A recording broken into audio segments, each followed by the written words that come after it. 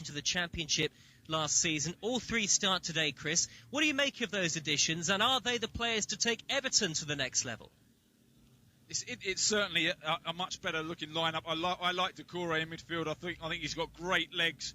He's a real box-to-box midfielder, probably that we don't see too many of nowadays. I think Allen's a really good signing in midfield. He'll just sit, and he's very good at retaining possession. I watched him a lot at Napoli. Excellent in possession. James Rodriguez gives them that X factor. He gives them the player that can hopefully cut open defences when games are tight. And they haven't really had that. They bought Gylfi Sigurdsson to try and do that. He wasn't able to do that. James Rodriguez could be the man to unlock the door. Where did the question marks come with Carlo Ancelotti's side?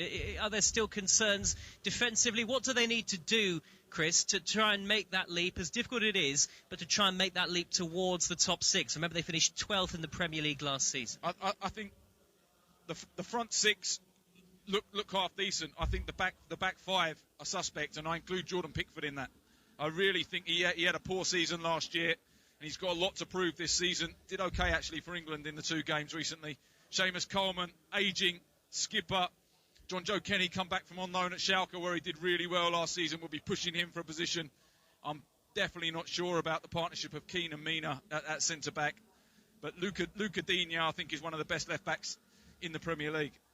And just finally, Chris, just briefly, at the end of the opening weekend of the season, half the country's convinced their side are destined for glory. The other half's convinced it's going to be a season wasted. How important psychologically for any player, and you know this as a former Premier League player yourself, how important psychologically is a really strong start to the campaign, whoever you're playing?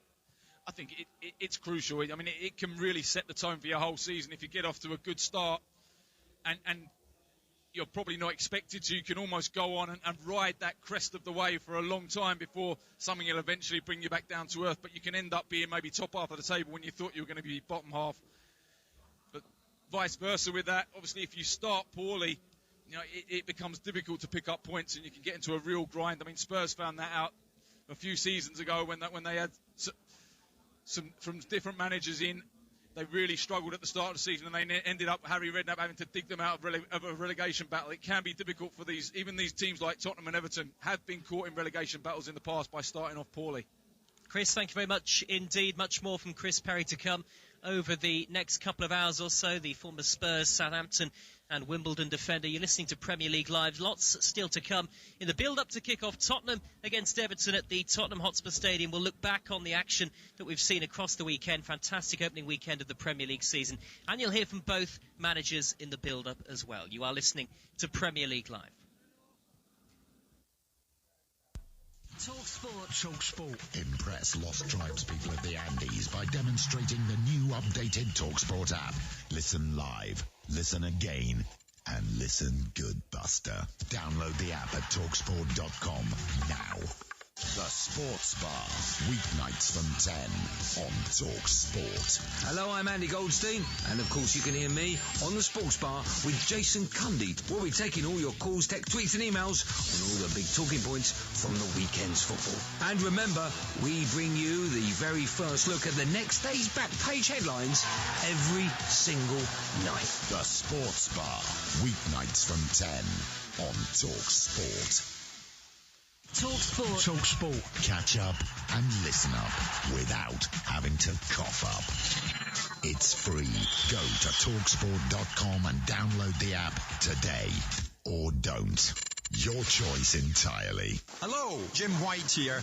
Now, if you're wondering about all the background hullabaloo, I'm helping out as lifeguard at the brand new TalkSport swimming pool.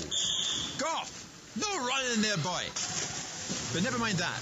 Join me tomorrow morning from 10, when I'll be up to my neck in the warm, chlorinated waters of the day's biggest sports stories. Come plunge with me, Jim White, straight in at the deep end of the action. Weekday mornings from 10 on TalkSport.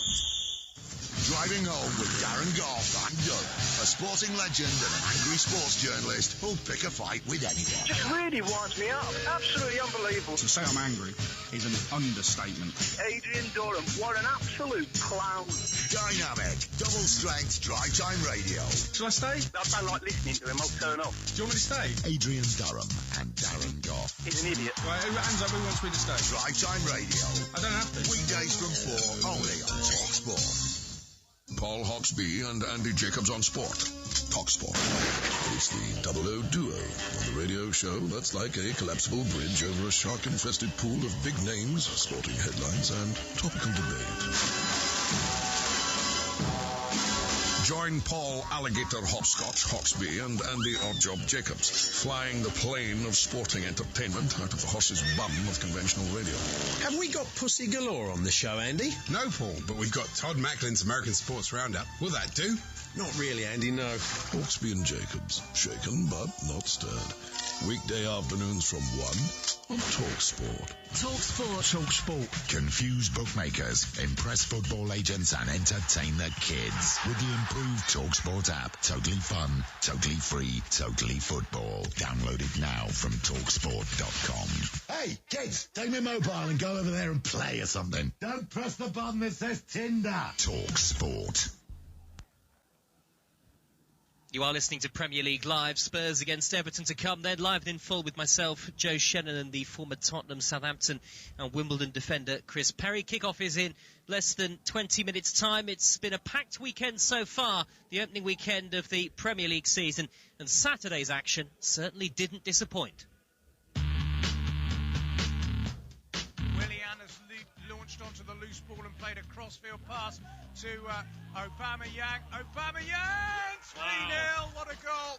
Lovely, lovely finish from a man whose goals took Arsenal to FA Cup triumph, first day of the Premier League season, and he's picked up where he left off. An absolutely brilliant, classic Pierre Aubameyang finish, game over. Great to start winning, great to come away from home and grab 3 points against a really good side, a promoted side.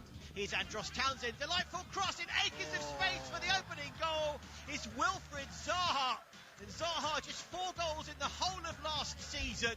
Really flat and listless toward the end of the campaign. He answers his critics with a cracking strike. He's up and running in the first game with a new campaign. I thought we showed a lot of resilience, a lot of desire really as well. You know, we scored the goal relatively early on to make certain that we restricted Southampton's chance. They're coming again here, Leeds United, and they're scoring Leeds United. Their first goal in the top flight for 16 years comes from Jack Harrison.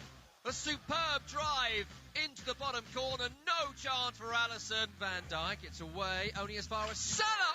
Oh, what a drive, and what a goal. And Mo Salah has scored again, and Liverpool lead again. It's a left-footed thunderbolt from Mo Salah. 2 for him, 3 for Liverpool, 3-2. Wow, what a finish. It's Leeds coming forward, chance for Click, goal! Goal for Leeds United, superb from Mateus Click in the penalty area. First touch to control, second to volley home. No chance for Alisson, and we do have another goal in this game. It's 3-3. What a finish as well by Klitsch. Penalty to Liverpool. He's given away a chance for Mo Salah to score an opening day hat-trick, and he's given a chance here for Leeds' hard work on opening day to all be undone in one strike of a football. It's Mo Salah from 12 yards with 2.5 minutes remaining, and he scores a second penalty on opening day. Having only, after they all played different styles, Scotland, Holland, England, and then you have 3 days to tell them, by the way, Leeds United is completely different to whatever we played before. So that was a challenge. Hendrick, can it be a debut goal for him? Finally lashes one into the top corner. 17 yards out. 2 debutant goals, 87 minute. Jeff Hendrick, who had a part in the first goal, received the ball just inside the West Ham penalty area and buried a right foot shot high into Fabianski's neck. It's been a good day. Let's not get too carried away. But it was nice to see in a game where there wasn't much in it, to be fair.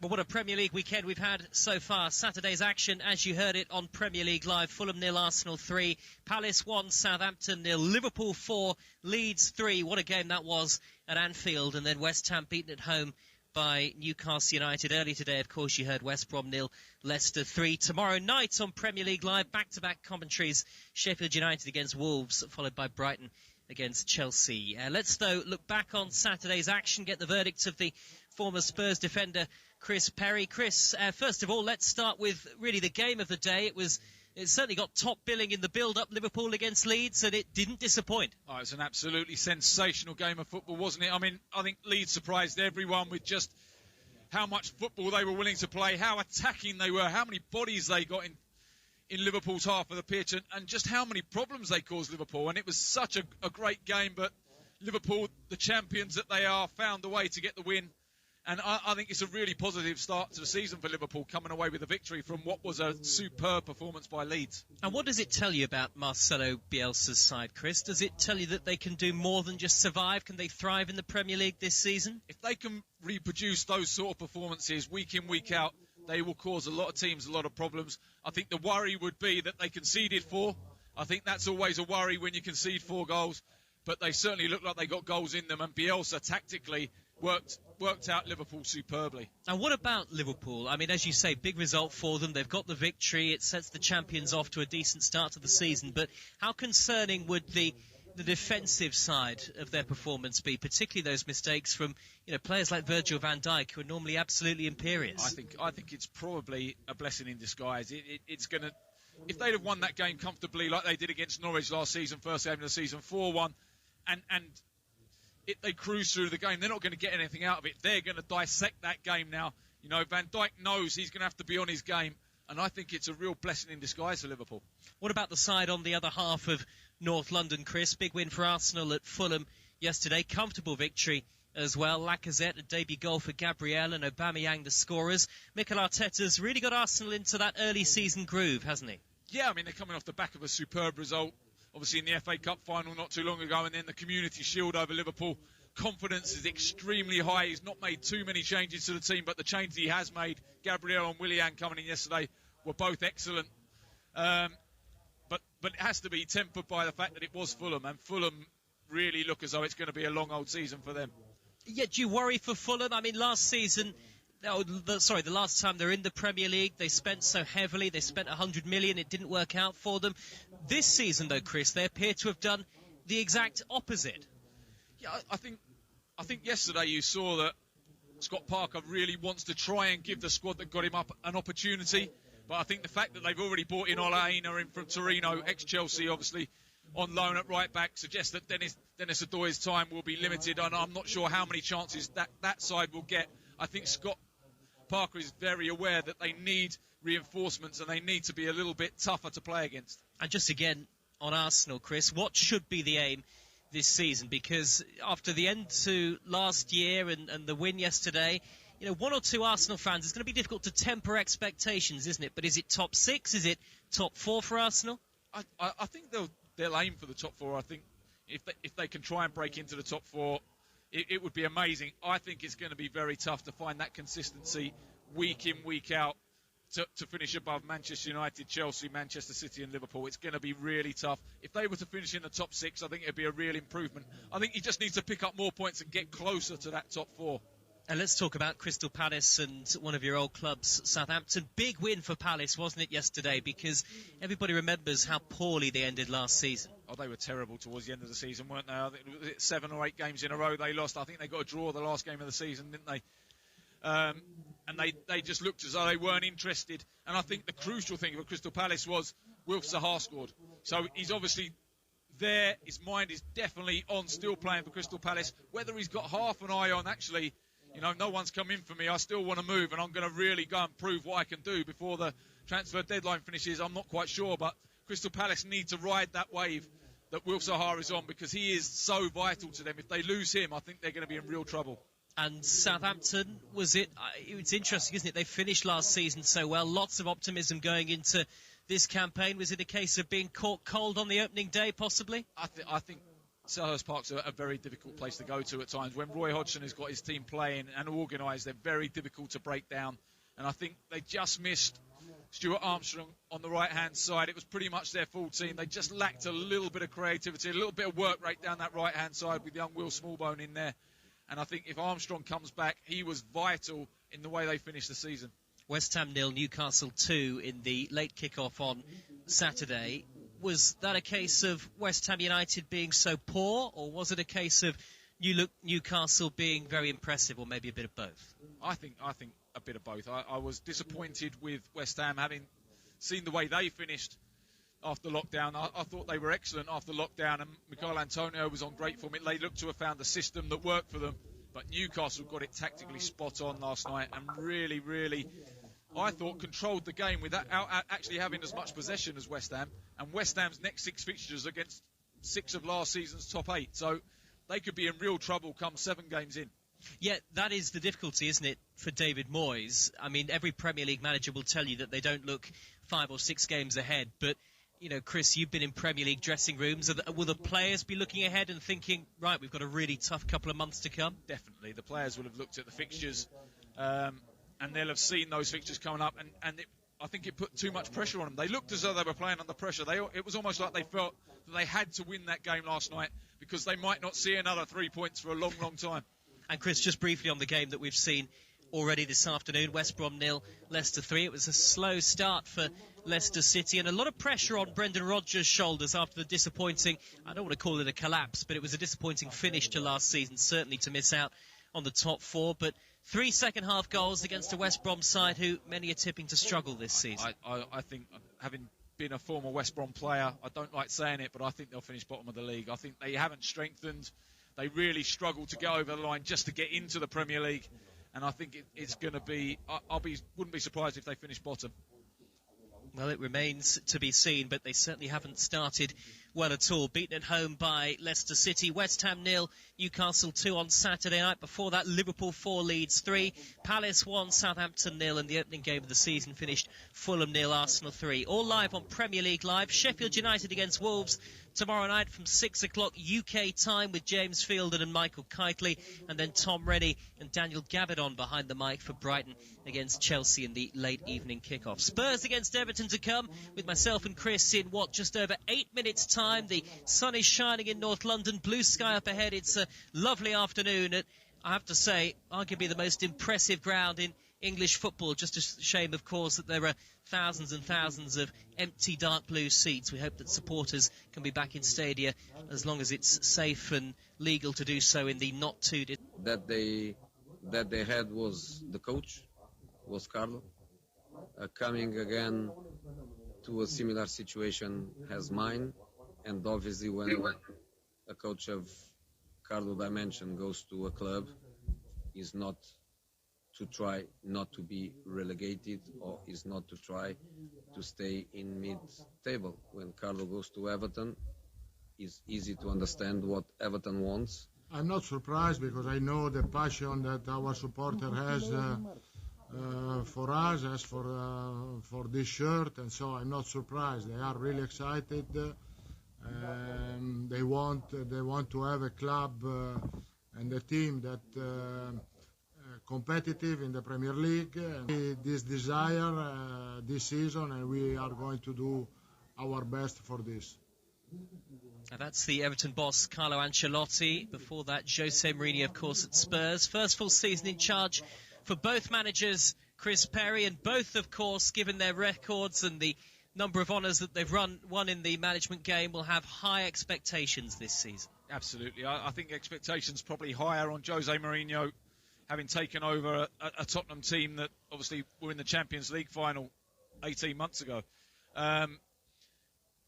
Did a job, didn't he, towards the end of the season in terms of organise them. They looked much better defensively, but the style of football wasn't quite as dynamic as it was under Pochettino, and I think that's where maybe we're looking to see a little bit of evolution now in that Mourinho team. Can he get some better football? And certainly with the front four that he's playing today, you'd expect it to be quite entertaining.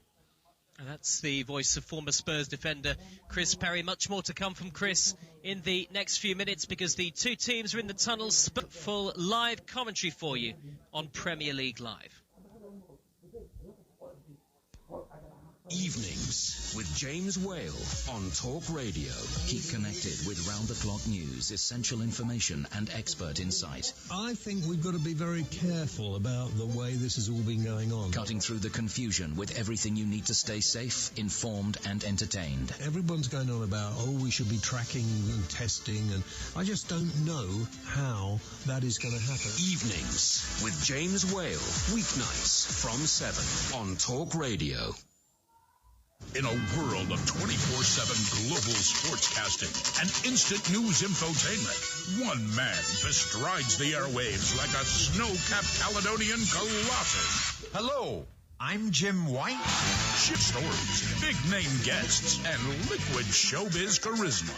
Great Odin's Raven. That's quite a transfer. There's nothing burgundy about Jim White. Tomorrow morning from 10 on TalkSport.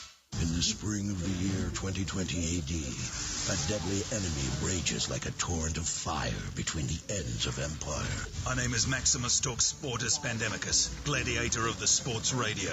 Gird up your loins and battle the invasion of COVID-19, because what you do today will echo in eternity. TalkSport Legion, assume Tortoise formation against COVID-19. Show this virus no mercy by keeping a distance of at least 2 meters at all times. Sportus can defeat it.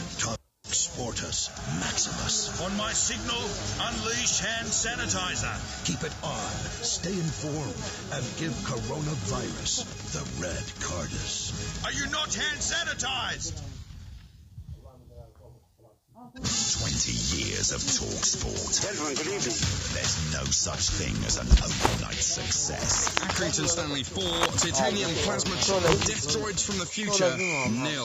Excess. Wasn't getting up, I was just getting in. Excitement. Excuse me, and extremely strong opinions. I spent my life covering the big games at the big level. On DAB, medium wave, and on your smart speaker. 20 years of TalkSport. For all the latest news, opinions and advice, listen to Talk Radio throughout the day and stay informed as events unfold. We're now in a position to start implementing the next part of our plan. Find out what's happening now and what may happen next, all day, every day. If the government gets to grips with the plan, then surely we will be able to see light at the end of the tunnel. Listen now on DAB Digital Radio, online, via the Talk Radio app, or ask your smart speaker to play Talk Radio.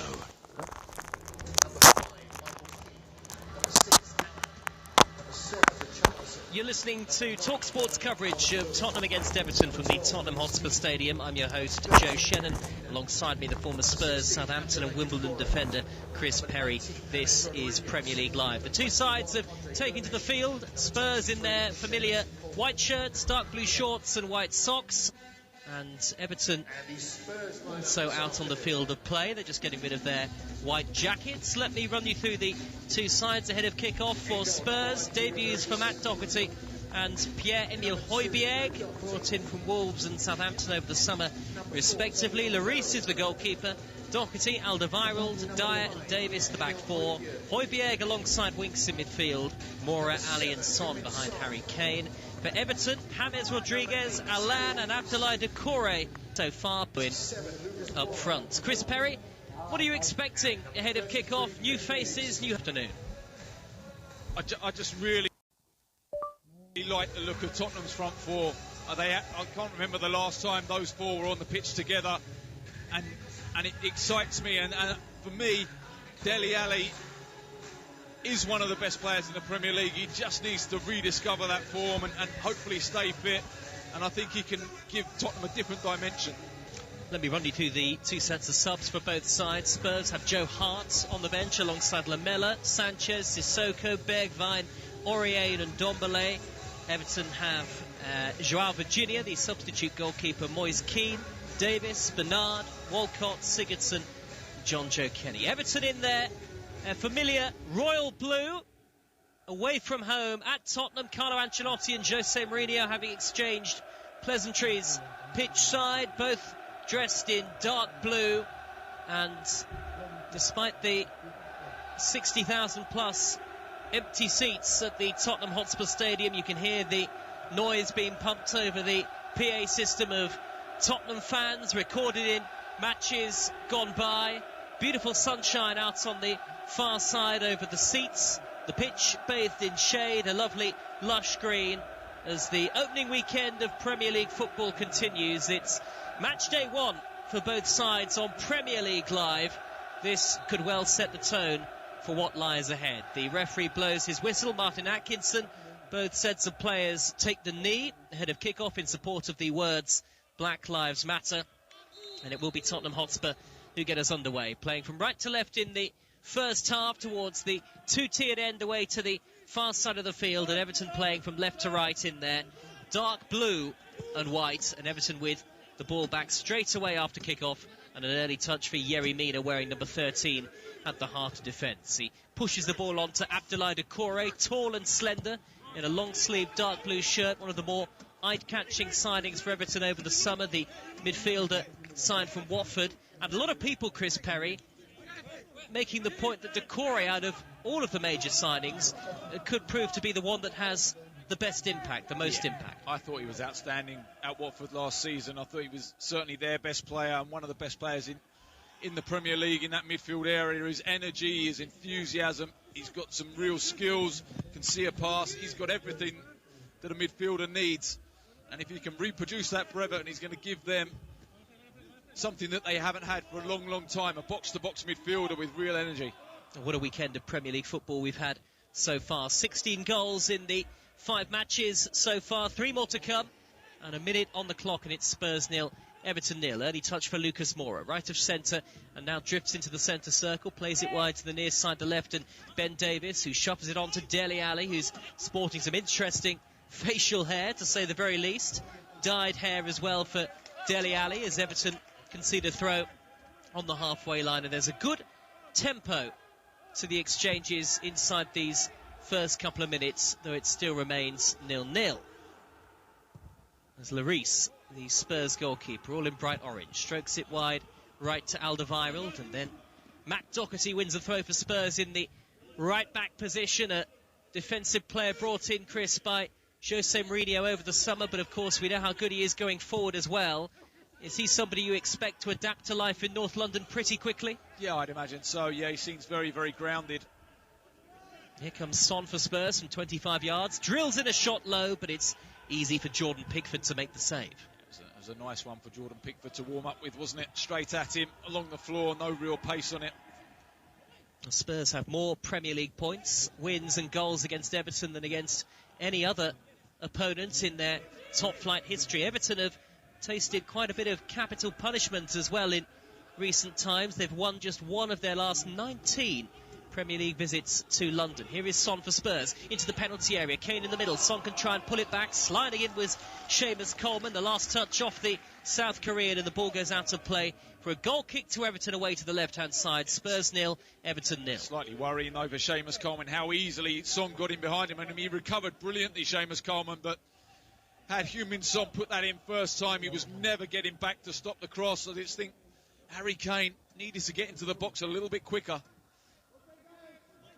Yeah, not able to pull it back from the dead ball line, Heung-min Son, but as I say, there's a real dynamism and verve from Tottenham in particular in these opening few minutes. Everton have taken the goal kick short, away to the left-hand side, and Luca Dean will push it forward up towards Richarlison. Little touch from Dean to find Doucouré. Widmer inside his own half of the field, and then Andre Gomez strokes a high diagonal ball out to the near side, plucked out of the air by Seamus Coleman, and now a chance for James to cross halfway, out to the left-hand side, and Andre Gomez again finds Richarlison inside the penalty area, angle against him, just miskicked as he went to shoot, and Alderweireld gets it away for Tottenham, and it's still 0-0. It was a nice move, though, from Everton, wasn't it? Played through the third. James Rodriguez with a defence-splitting pass to Andre Gomez.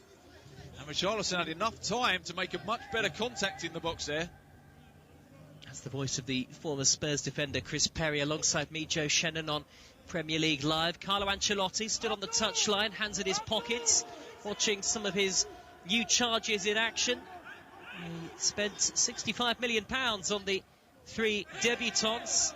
Alan, the Brazilian, tenacious in midfield, alongside Doucouré, a new look pair of holding players for Everton, and James Rodriguez, who was snapped up for 20 million, a man who has maybe had better days in the past but looking to rediscover his best form on Merseyside. Yeah, James Rodriguez has started wide on the right for Everton, but one thing you do know is he's going to drift infield and look for spaces to receive the ball, and it's going to be important that Seamus Coleman has the legs to get past him and give them width down that side of the pitch.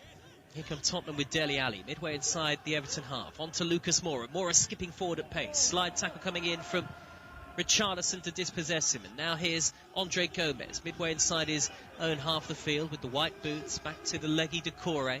Strokes it out left to Dean. 0-0 with 5 minutes gone. Doucouré again. Tries to find Dean on the overlapping run on that far side. Easily cut out, though, by Doherty for Spurs. And Tottenham have possession with Alderweireld, who hoists it high downfield. Little flick in the sunshine from Moura. And now Kane chests it down. Flicks it through towards Son. Can he get in behind Seamus Coleman? Good covering from Coleman to steer it out of play. But a really up-tempo start from both sides, Chris Perry. Certainly Spurs look a real threat. Both sides look good when they're in possession.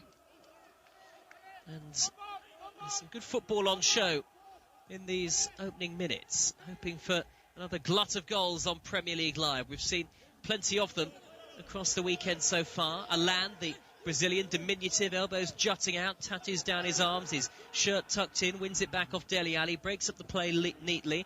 Andre Gomez trying to burst forward for Everton on halfway. Smacked clear into touch by Toby Alderweireld, and it's an Everton throw in their right back position. Well, 12th in the Premier League last season for Everton, their lowest finish since 2003-2004. Certainly a manager of Carlo Ancelotti's calibre will be hoping for much more. Spurs managed just 6th place, their lowest finish since 2014. Jose Mourinho, in his first full season in charge, will have high ambitions on improving on that. But it's very congested at the top of the Premier League table. There is little room for error, that is for certain. Here is Doucouré crossing halfway, wide to the near side, and Coleman back in field to Doucouré again, pushes it on towards James Rodriguez, who sliding in sends the ball spiralling back towards halfway, and Everton have kept possession, and Spurs have got 11 men in their half of the field. Everton just stroking the ball about neatly on the halfway line. Then it's angled wide to Coleman again, midway into opposition territory. Touch in field from James Rodriguez, who goes cross field. That's a lovely ball. Diagonally to find Dean. Dean is crossed from the left wing, headed away by Doherty. Good build-up play, though, by Everton, Chris Perry there, and they've still got possession. Yeah, it's all very good, but James Rodriguez is the key to this at the moment. He's the one that's finding the players. He's the one that's causing the problems for Spurs. When they get him on the ball, there's some real danger.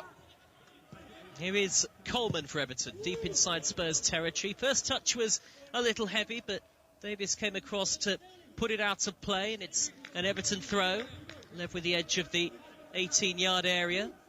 Seamus Coleman, an Everton stalwart, the Irishman. He seems to have been around forever, a regular part of this side over a number of seasons. Looks down the touchline towards Calvert-Lewin, who wins a throw off Ben Davis. And there's a player, Chris, of whom a lot is expected this season.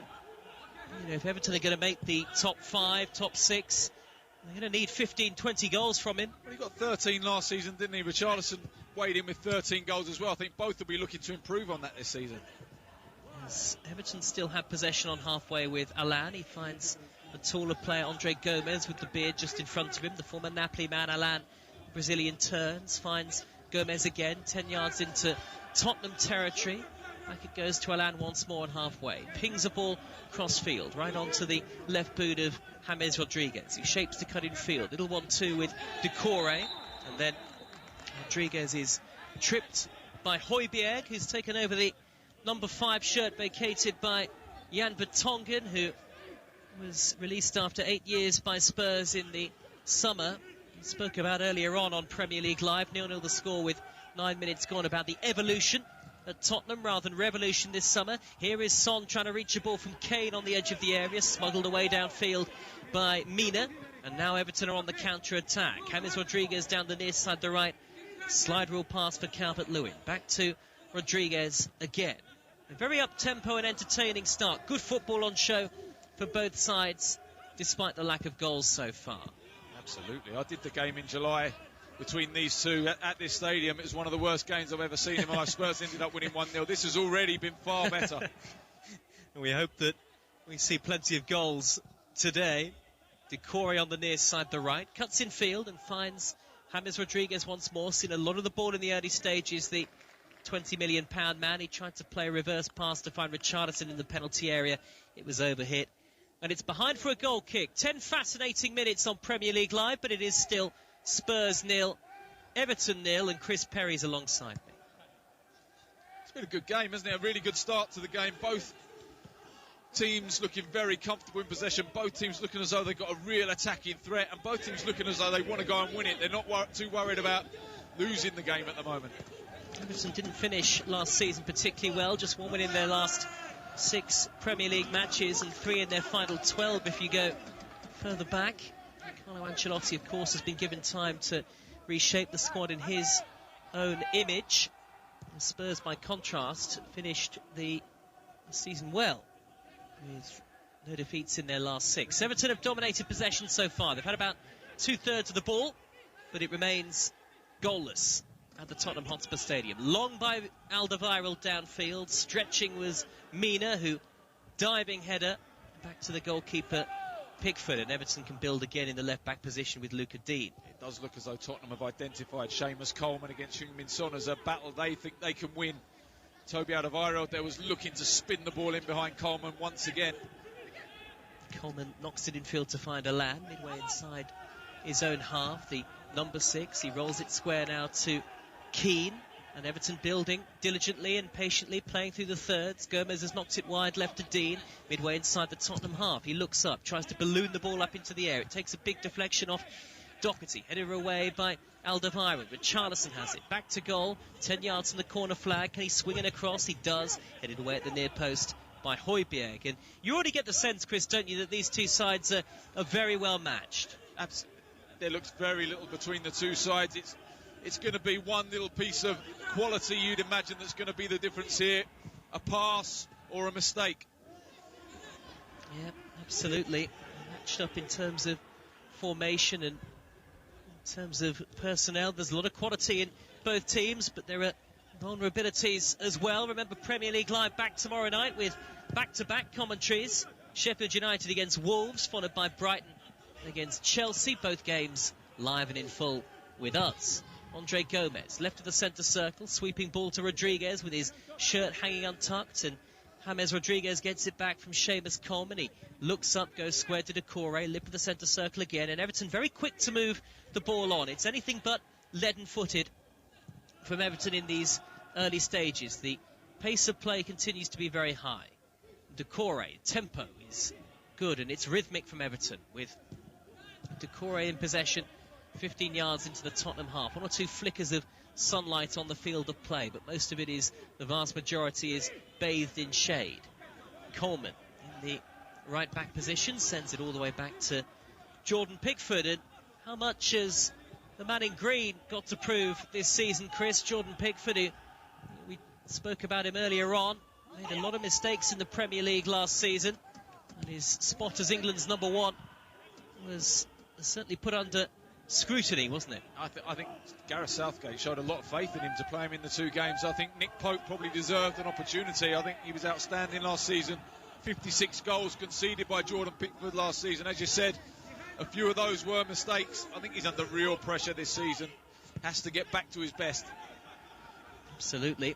And Tottenham haven't tested him as yet in the opening 13.5 minutes, but some of the build-up play has been promising. It's still 0-0. High-angled ball out to the right from Davis towards Doherty. Good header clear by Dean. And Richarlison has got it for Everton again on that far side of the field. It'll be interesting to see how Matt Doherty copes with being the right back in an orthodox back 4. He spent so much of his time at Wolves, of course, in that very successful 3-5-2 formation, playing in a right wing-back role. Good players, though, are able to adapt to these sorts of situations. There's Decore just shy of halfway for Everton. At Talk Sport Live on Twitter, if you'd like to get in touch. Randall has done so, watching from Florida, listening from Florida. He's a Gooner, so he's hoping for a Spurs defeat today. Come on, you Toffees, says Randall. Do let us know where you're listening from on Premier League Live. It's always fascinating to hear, as I say, at Talk Sport Live on Twitter. If you'd like to get in touch, it's still 0-0. Vertonghen on the ball for Spurs. Tempo of the game has just slowed a little in the last minute or two. Alderweireld, it was quite frenetic at the start, finds Mora with a 30-yard ball down the right along the ground, and he finds Doherty, who goes cross-field into the centre circle for Winks. Winks wearing number 8, onto Davis, near side of the field to Son, hugging the touchline, cuts in field, square ball to Dele Alli, and Alli was sandwiched in between two dark blue shirts, but Coleman rattled the ball off the back of James Rodriguez, and it's a Spurs throw deep inside the Everton half. Spurs just having a little bit more possession now. I think Everton almost dominated the first 12 minutes of the game, but Spurs just getting the ball a little bit now and looking more of a threat. They have that great record against Everton going back over their time in the Premier League. Tottenham Hotspur beaten in their last 6 Premier League opening day home matches. Coleman clears for Everton from the right back position, chested down by Calvert-Lewin. Little flick from James Rodriguez as it whipped off his toes though by the industrious Davis, whose pass back towards Alderweireld is short, and Richarlison's got there. Richarlison into the area, round Lloris. Oh, and Richarlison has skied it over the top.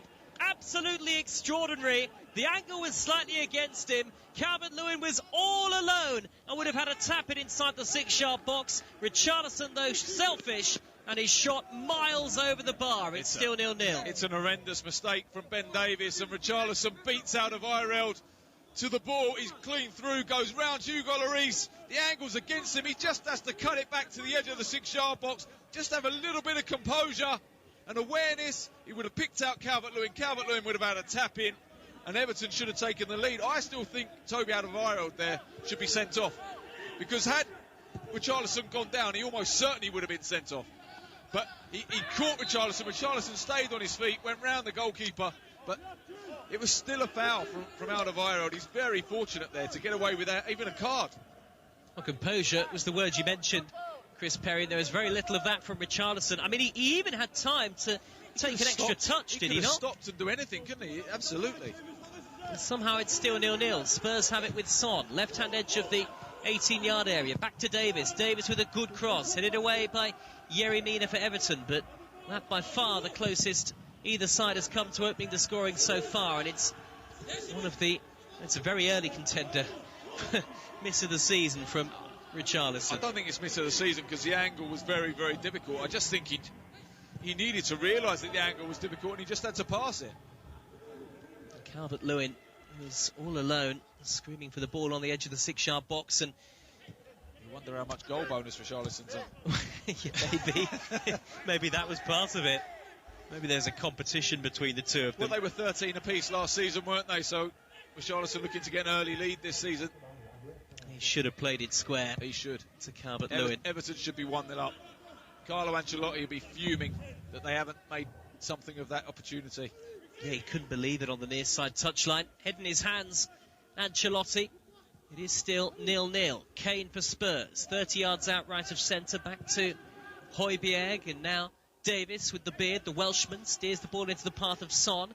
Left wing, Son on the near side of the field, wearing number 7, teasing, twisting and turning away from Coleman. Cross is deflected behind off the Everton defender, and Tottenham have the game's first corner, Chris. Yeah, he did well there, didn't he? Seamus Coleman jinking one way and then the other. Heung-min Son looking to get his cross in, but Coleman was patient, waited for his opportunity and blocked it behind for a corner. Some defending to do now, though, for Everton. And it's still 0-0 on Premier League Live. Son will take the corner near side of the field, in front of the lower tier of seats, empty seats, up to the near post and towards Alderweireld. Thumped clear, though, downfield by Allan. Haven't seen much of Harry Kane so far in the opening 19 minutes or so. And Tottenham will know that they're a little fortunate to still be on level terms in the game. Got possession, though, on the halfway line with Højbjerg, the former Southampton man, who was long linked with a move away from St Mary's, and that move finally materialising over this summer. Winks for Spurs, lip of the centre circle, rolls it square to the near side, and Ben Davis. Davis back in field to Winks again in a central position, high diagonal ball, hoisted up towards Doherty. and headed away by Dean, and it's a Spurs throw. Well, he's a good target at the back post, isn't he, Matt Doherty? Very, very tall, well over 6 foot for a fullback. So that diagonal ball onto his head could be something that Spurs could use throughout this season.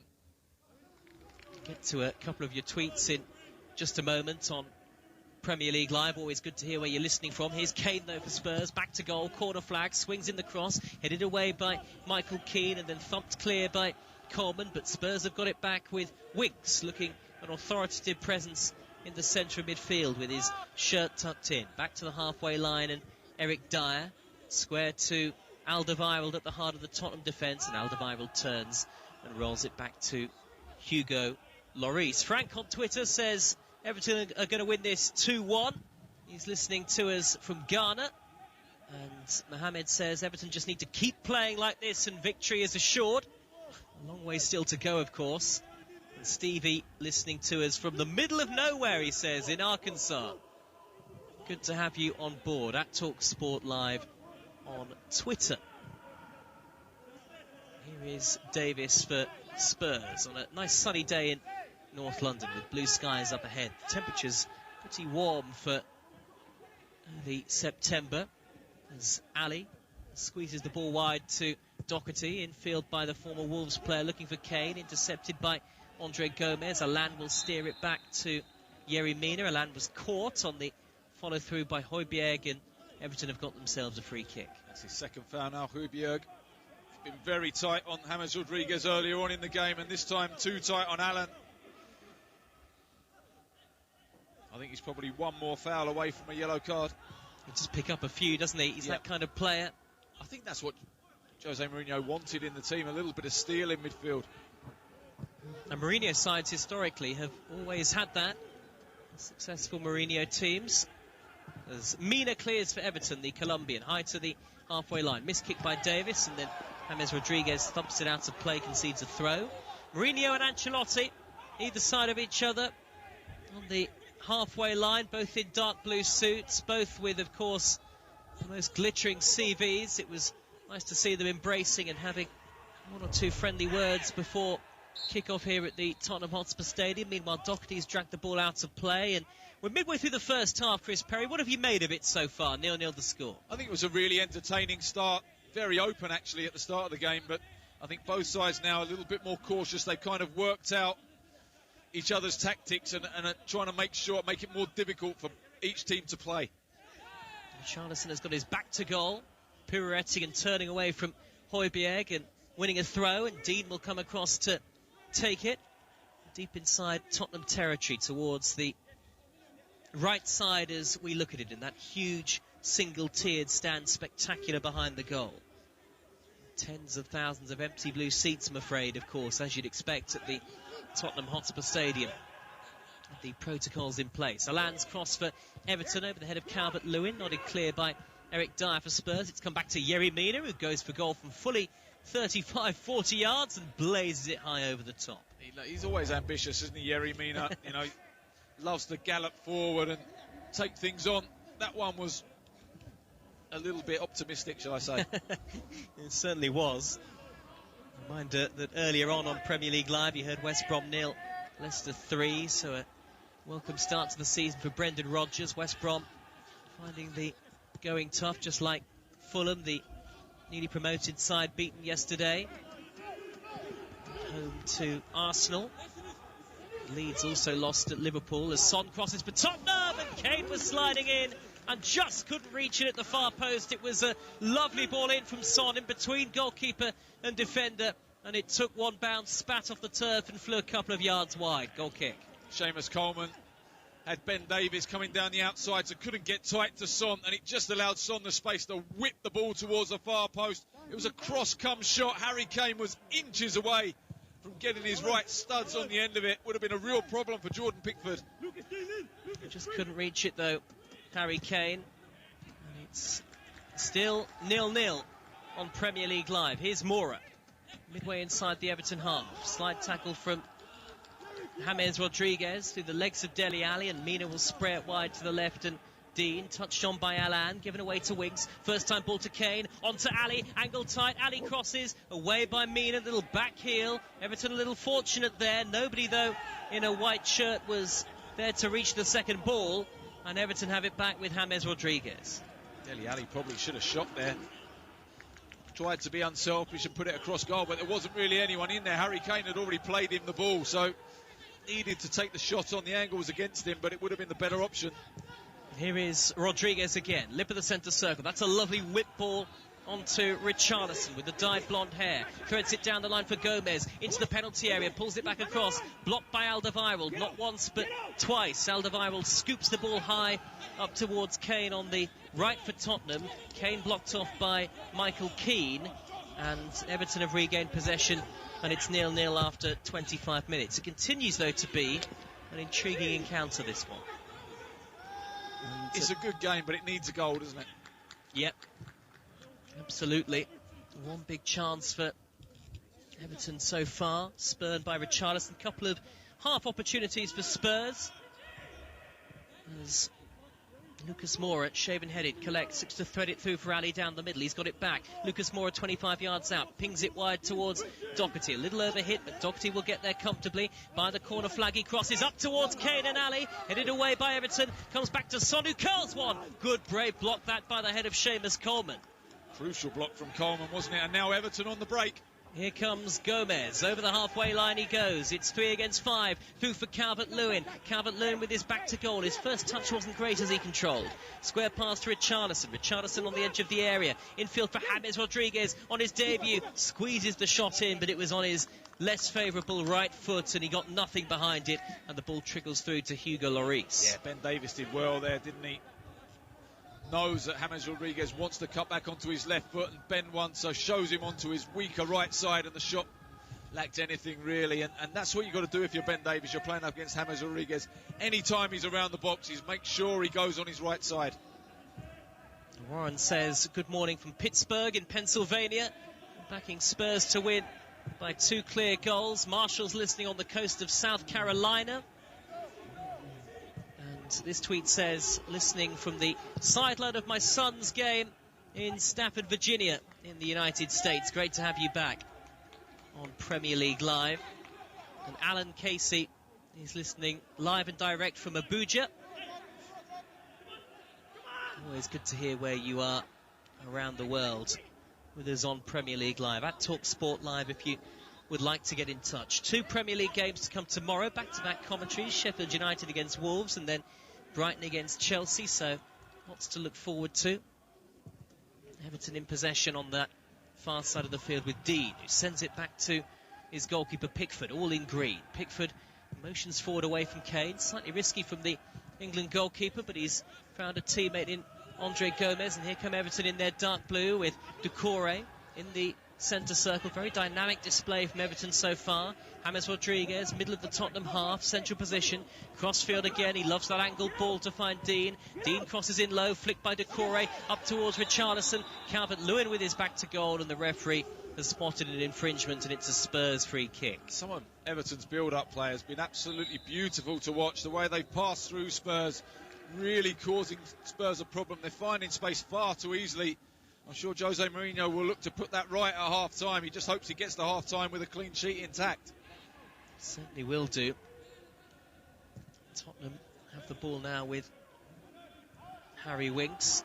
Slide to the near side, and Davis for Tottenham. Davis has prodded it forward, but Milan will get there in front of Kane and Doucouré to retain possession for Everton.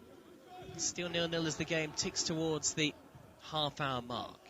Digne, left back position for Everton. Back to Michael Keane. Square to Mina. Mina gets away from Dele Alli, rolls it back to his goalkeeper Pickford. And it's a game that we said earlier on, Chris, it needs a goal, but I think it deserves a goal. There's been plenty of industry and good build-up play from both sides, but just lacking that killer touch at the moment. If I'm honest, Everton have impressed me more than Spurs. Yeah, they've certainly had the best chance of the game so far. They look like they've got a real idea of how they're going to play. They look like they've got a system. They look like they've worked out how they can play through teams, where the space is on the pitch.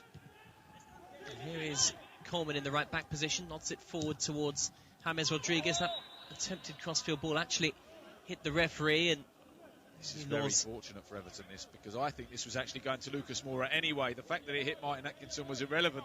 It was a really poor pass from James Rodriguez, and they've got away with it. They're going to get the ball back here, Everton. Yeah, absolutely. This is commonplace now. The game is stopped when the ball hits the referee, and the side that was in possession gets it back. An uncontested drop ball. All drop balls now are uncontested. It's Pickford for Everton, the goalkeeper, with a dreadful ball out. And he was very lucky that Decore stuck out one of those long telescopic legs to flick it beyond Son and find Coleman. Coleman over the halfway line to James Rodriguez. Centre circle, the £20 million man. Wide for Richarlison, far side the Everton left. Dean on the overlap. Richarlison in the area. Curls one, takes a big deflection off Alderweireld and goes behind. Spirals behind for Everton's first corner, 0-0. Yeah, it was good, wasn't it? Lovely feet from James Rodriguez. Plays the ball wide to Richarlison. He's got Matt Doherty 1v1. Alderweireld gets over, gives Doherty some cover, but it's a really good block by the Irishman. Behind for a corner. Half an hour gone. Still yet to see the breakthrough for either side. Here comes James Rodriguez to take the corner. Neatly combed dark hair and a bit of mud on the back of his white shorts. Everybody back, it looks like, for Spurs, including Harry Kane. Plenty forward in dark blue for Everton. In by Rodriguez. Header away by Dele Alli at the near post. Back in by Decore. Thundered up into the air, into the bright afternoon sky by Højbjerg, and Everton have a throw deep inside Tottenham territory, 0-0. You almost forget how important Dele Alli is, probably in both penalty areas for Spurs. He's very, very strong aerially. Yeah, absolutely. He's not necessarily the tallest of players, is he? But belies his aerial ability. Dean for Everton, hugging that far side touchline, swings in across, deflects off Doherty, and it's another Everton corner, two in quick succession. I almost feel that Everton need to get a goal now while they're on top. You know, they're the team playing the better football. They're the team creating more opportunities. But you feel that if they don't score, they could lose a little bit of confidence. Corner on the far side for Everton. Spurs 0, Everton 0. This is Premier League Live. It'll be a left-footed, out-swinging delivery on that far side of the field from Dean. High to the 6-yard box. Headed away is very brave from Eric Dyer. Now can Tottenham counter-attack. Lucas Moura just shy of halfway. Angled crossfield ball to Son is a very good one. Taken down in his chest by the South Korean. Kane's making a run through the middle. He's found Dele Alli. Oh! Good save by Jordan Pickford. Alli into the penalty area, rifled a shot in. And Pickford made a really good stop, double-handed, to turn it over the bar for a Tottenham corner. Well, this is how Tottenham finished the season. After lockdown, on the counter-attack, 2 goals against Leicester. Brilliant counter-attack from defending their own corner. Dele Alli gets played in. He hits it actually a really nice height for Jordan Pickford. It's a good save from Pickford, let's be honest. But if he hits it low, he almost certainly scores there, Dele Alli. It's a really good opportunity for him. Really good stop by Jordan Pickford. And it's still 0-0, but both sides have had really good chances now. Second corner of the game for Spurs. On the far side as we look at it, Son in a little bit of sunshine will take it. Right-footed out-swinger. Up goes Keane to head it away. Up to the edge of the area. Back in by Harry Winks. And it'll trickle through to Pickford again. And most of the time, Chris Perry, his shot stopping is not in question. And it was a really good, strong, double-handed save there from the Everton. He's always been a very good shot stopper, hasn't he? It's his decision-making at times that causes him problems, and he's almost caused himself a few problems a couple of times in this first half. And I think the fact that Carlo Ancelotti is asking him to play out and be the one that starts off that playing out from the back is going to mean that he will make some mistakes. Well, he did the basics right there. Jordan Pickford, that is for sure. Here is Yerry Mina at the heart of the Everton defence. Alan back to goalkeeper Pickford once more. All in bright green. The Everton and England #1. Hoists the clearance high over halfway. Header away by Doherty. Nodded down by Dean towards Richarlison. Cross comes Dyer. Knocks it square to Davis. Davis for Tottenham Hotspur on the halfway line. Infield and square to Winks. Winks back now to Vertonghen. And Vertonghen on to Alderweireld, who's got tattoos down his arms. There are 10 minutes of the first half remaining, plus stoppage time. Lucas Moura looks to reach a raking ball down the touchline from Doherty. Steered away, good covering by Luca Dean. And it's a Tottenham throw out on their far side, the right. Taken quickly by Moura, who tried to play a 1-2 with Doherty. Back it goes to Richarlison, hoisted upfield by Dean, and out of play for a Spurs throw. You get the sense, don't you, as well, Chris, that two good sides and impressive going forward, but there are mistakes in both teams as well. They're not exactly the finished article, these two clubs. Both these sides are very much a work in progress, and it's going to be interesting to see whether they continue to add up to the end of the transfer window. You do wonder, until October the 5th to do that.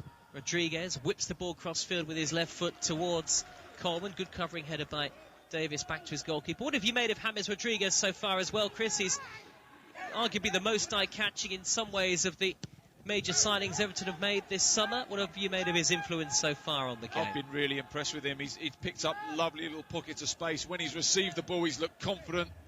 He's picked out the right pass pretty much every time he's had possession. Well, out comes Pickford to the edge of the 18-yard box, but he doesn't need to collect as the ball goes behind for a goal kick to Everton. We've got a replay on our commentary position on our monitor. We're just watching a replay of that Dele Alli effort on goal. It was a lovely flowing counter-attack from Spurs, and Ali going so close, Chris, to their opening goal of the season. Yeah, and it was a real feature of Spurs play towards the end of last season, and they've got great pace with Son and Moura on the counter-attack. Yeah, this tweet, actually we'll get to your tweets in a second, because here's Decore for Everton, 25 yards out, on to James Rodriguez, edge of the D, left-footed, Kala just past the far post. That's what he can do, wand of a left foot, and he found himself some space, and Lloris will say he had it covered, but it wasn't far off. It's really poor defending, actually, from Harry Winks. He allows James Rodriguez to come inside. Harry Winks comes over to double up with Ben Davis, but he allows him to come inside onto his left foot, and it just opens up Hugo Lloris's goal. Tries to bend it and whip it into that bottom right-hand corner. I think Lloris actually probably had it covered, but really good effort. And it stays 0-0, but you get the sense we're edging closer to the opening goal. 37 fascinating minutes so far. We've had a goal in every game of the opening weekend of the Premier League. Don't say that, Joe. Campaign so far, and I've probably just cursed it, as you say, Chris. Anyway, Lucas Moura's got, and thankfully for me, there's a long way to go. Alan is hurt here, though, the Everton midfielder. Tangle of legs with Lucas Moura. Spurs have actually got the free kick here, Chris, but it's the Brazilian Alan who has come off worse. I think he's all right. I think he's okay. I think he's trying to buy the free kick. I think it's just a clash of knees. It's just a clash of knees. Lucas Moura's shin, Alan's knee. Have a little pat of each other's hands. They're both Brazilians. They'll get on with it. Limping away, both of them. So free kick to Spurs. Dangerous position. Right of centre as we look at it. Left with the right-hand edge of the penalty area. Everton are defending very deep here for a free kick in that position. Usually Seaside's, it's about 15 yards outside the penalty area. Usually Seaside's hold the edge of the box in this situation. They're defending the 6-yard box here, Everton. Yep. They've brought just about everybody back. Plenty forward for Spurs. Son over the ball. 0-0 the score. Son right-footed. Poor delivery. Has to beat the first man. Richarlison was that first man. Headed it clear. And Spurs will go back to halfway. And Davis, and now Højbjerg strokes it wide to the near side, and Dele Alli. We'll get to a couple of more of your tweets in a second. Joshua's listening from Ghana.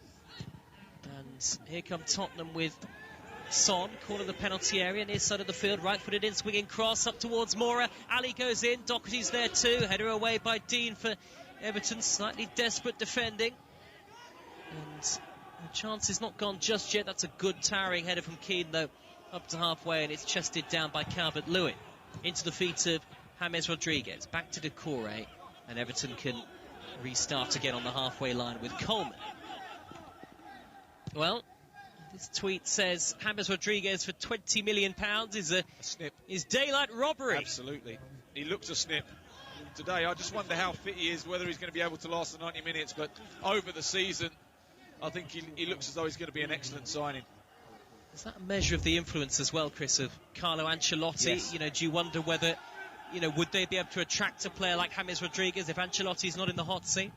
I don't think so. I don't think Andre Silva's attracting James Rodriguez to go and play for Everton. Ancelotti has won it all. He's done it all. And it's his influence, certainly. Yeah, absolutely. It's an influence that could prove to be very profitable for Everton across the season. Ancelotti will expect so much. Former Premier League title winner as manager of Chelsea, of course. He's won trophies at just about every club that he's been to. 0-0, 5 minutes of the first half to go. And the ball is on the halfway line with Seamus Coleman. The two sides very evenly matched so far.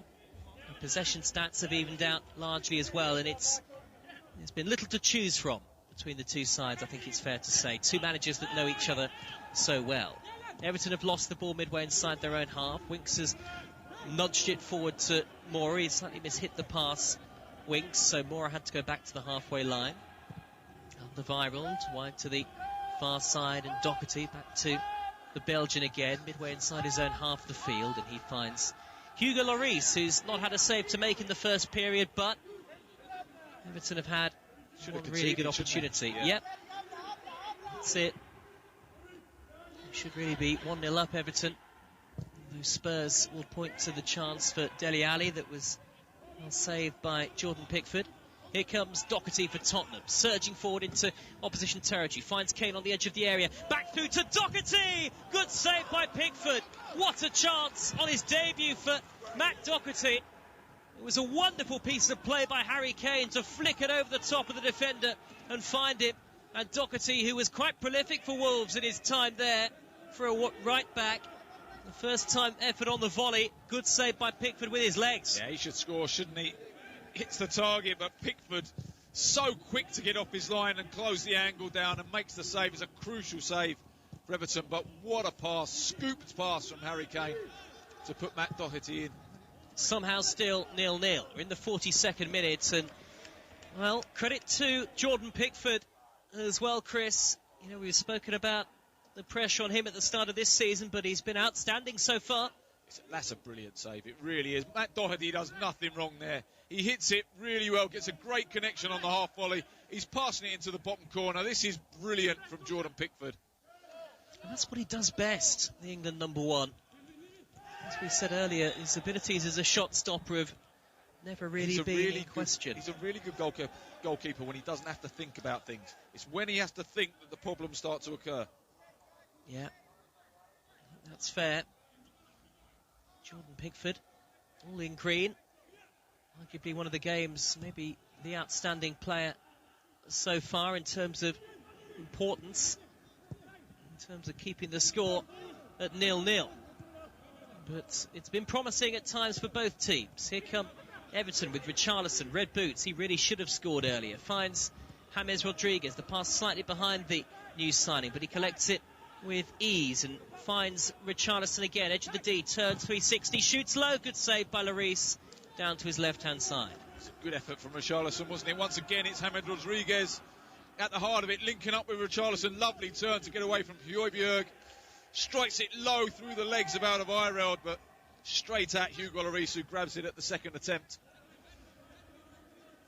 Well, it's always intriguing watching new signings and particularly new players to the Premier League, and the Colombian James Rodriguez. We know about his pedigree. He's certainly impressed so far. I think probably your only question mark would be he hasn't played a lot for Real Madrid last season, obviously, but the fact that he's played in the Bundesliga for Bayern would suggest that he can handle the pace, this sort of pace for 90 minutes, because the Bundesliga is very similar pace-wise to the Premier League, and so I think that's a really good thing for Everton. Yeah, absolutely. It's much closer to the Premier League, isn't it, than La Liga would be, for example. Absolutely. All Serie A. Pickford clears for Everton. Smashes the ball high downfield. It drops to the midway point of the Spurs half. Alderweireld had a little more time than he thought for the header, but Højbjerg, very industrious, picked up the second ball. Goes wide to Davis, surging down the near side, the Tottenham left. Early ball up towards Dele Alli. Good header clear by Michael Keane. It'll drop for Lucas Moura. 0-0. Final 45 seconds of normal time at the end of the first half. Winks into the area. Can't find Doherty. Cleared by Dean. Straight to Harry Winks. Everton feel they should have had a free kick. Winks crosses, looping high up towards Ali. And nodded away by Yerry Mina. Davis has got it for Spurs. Now, was he fouled on the stretch? Just had his heels clipped, I think, by James Rodriguez. I don't think he meant to foul him. I think it's just an accidental one. But it's an opportunity for Spurs just before half-time to deliver the ball into the penalty area. On the near side of the field. It's ebbed and flowed, hasn't it, Chris, at times? And the momentum has ebbed and flowed as well. But, you know, you get to the end points of the first half where we are now, and Spurs almost don't want the half-time whistle to go. They don't know. They've just created a couple of really good chances. Maybe there's one coming up here. Again, Everton defending very deep, as you pointed out. This free kick is near enough middle of the Everton half on this near side touchline. Literally half a yard in field. Everton defending the 6-yard line virtually again. Between that and the penalty spot, Son plays it square and short, right-footed, and the referee blows the half-time whistle. So a wasted opportunity for Spurs, but nonetheless an entertaining first half at the Tottenham Hotspur Stadium, albeit without any goals. Debutants on both sides have been pressed, but Jordan Pickford, who is an Everton stalwart, has had to be at his best to deny first Dele Alli and then Spurs debutant Matt Doherty. James Rodriguez has looked excellent, the Colombian, for Everton. He's curled a shot just wide, but they really should have been in front early on. Carlo Ancelotti's team. Richarlison went round Lloris, and from a very tight angle should have pulled it back to Calvert-Lewin.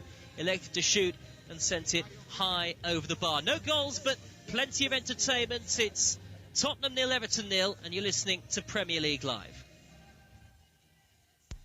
Talk Sport. Impress Lost Tribes people of the Andes by demonstrating the new updated Talk Sport app. Listen live, listen again, and listen good, Buster. Download the app at talksport.com now. The Sports Bar, weeknights from 10 on Talk Sport. Hello, I'm Andy Goldstein, and of course you can hear me on the Sports Bar with Jason Cundy. We'll be taking all your calls, texts, tweets and emails on all the big talking points from the weekend's football. And remember, we bring you the very first look at the next day's back page headlines every single night. The Sports Bar, weeknights from 10 on Talk Sport. Talk Sport. Catch up and listen up without having to cough up. It's free. Go to talksport.com and download the app today. Or don't. Your choice entirely. Hello, Jim White here. Now, if you're wondering about all the background hullabaloo, I'm helping out as lifeguard at the brand new Talk Sport swimming pool. Goff! No running there, boy! But never mind that. Join me tomorrow morning from 10, when I'll be up to my neck in the warm, chlorinated waters of the day's biggest sports stories. Come plunge with me, Jim White, straight in at the deep end of the action. Weekday mornings from 10 on Talk Sport. Driving home with Darren Goff and Doug, a sporting legend and an angry sports journalist who'll pick a fight with anyone. Just really winds me up. Absolutely unbelievable. To say I'm angry is an understatement. Adrian Durham, what an absolute clown. Dynamic, double-strength drive-time radio. Shall I stay? I don't like listening to him. I'll turn off. Do you want me to stay? Adrian Durham and Darren Goff. He's an idiot. Right, hands up, who wants me to stay? Drive-time radio. I don't have to. Weekdays from 4, only on Talk Sport. Paul Hawksby and Andy Jacobs on Sport. Talk Sport. It's the double-O duo on the radio show that's like a collapsible bridge over a shark-infested pool of big names, sporting headlines, and topical debate. Join Paul Alligator Hopscotch Hawksby and Andy Oddjob Jacobs, flying the plane of sporting entertainment out of the horse's bum of conventional radio.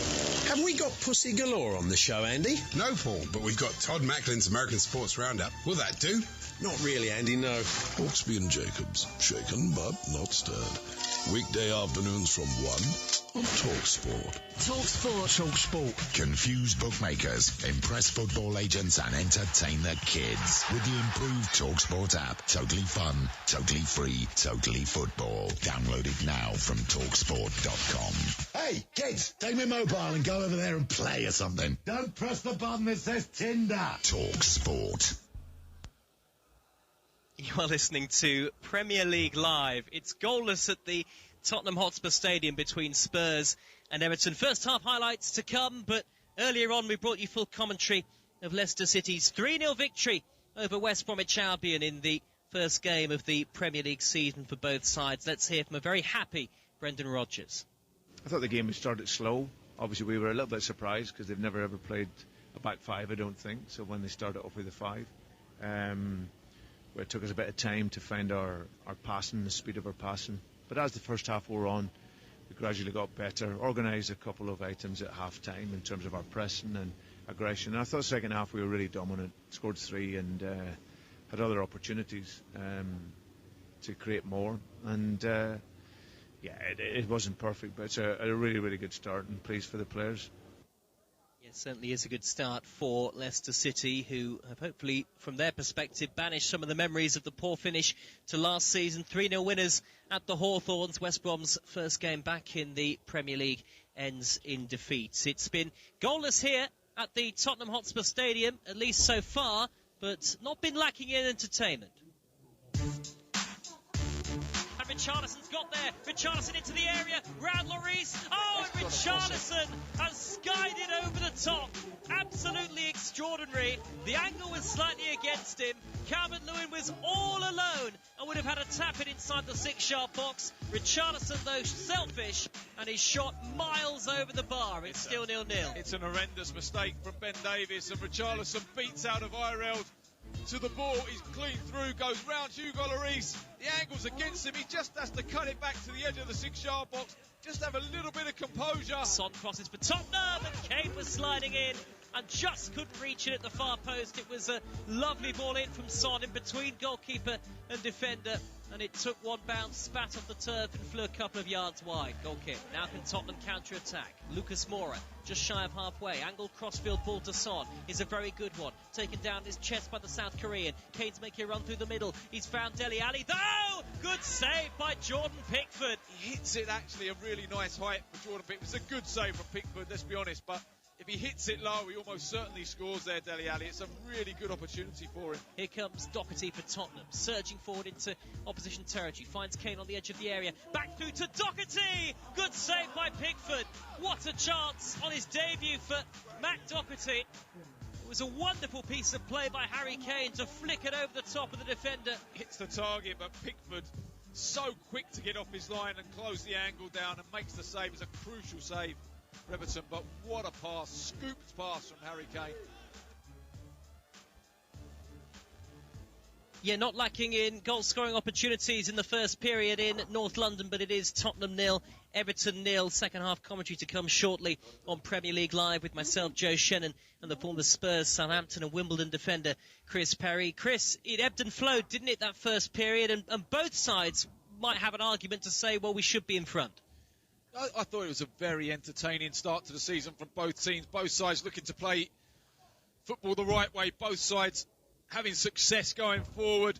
Probably 2 chances apiece for both teams that they probably could have and should have taken. So it's been a really entertaining game, and I was really worried when I came in this afternoon. I said to you, didn't I hope it's not like the game in July, and it's been nothing like that, and that's really good. It's been a breath of fresh air. Good to see Everton playing a little bit more attractive football, and Spurs have a real threat on the counter-attack. I just wonder if they can maybe get Dele Alli on the ball a little bit more in behind that Everton midfield. They might find some openings. 5 debutants across both sides, Chris. What have you made of them, and who have you been impressed by the most?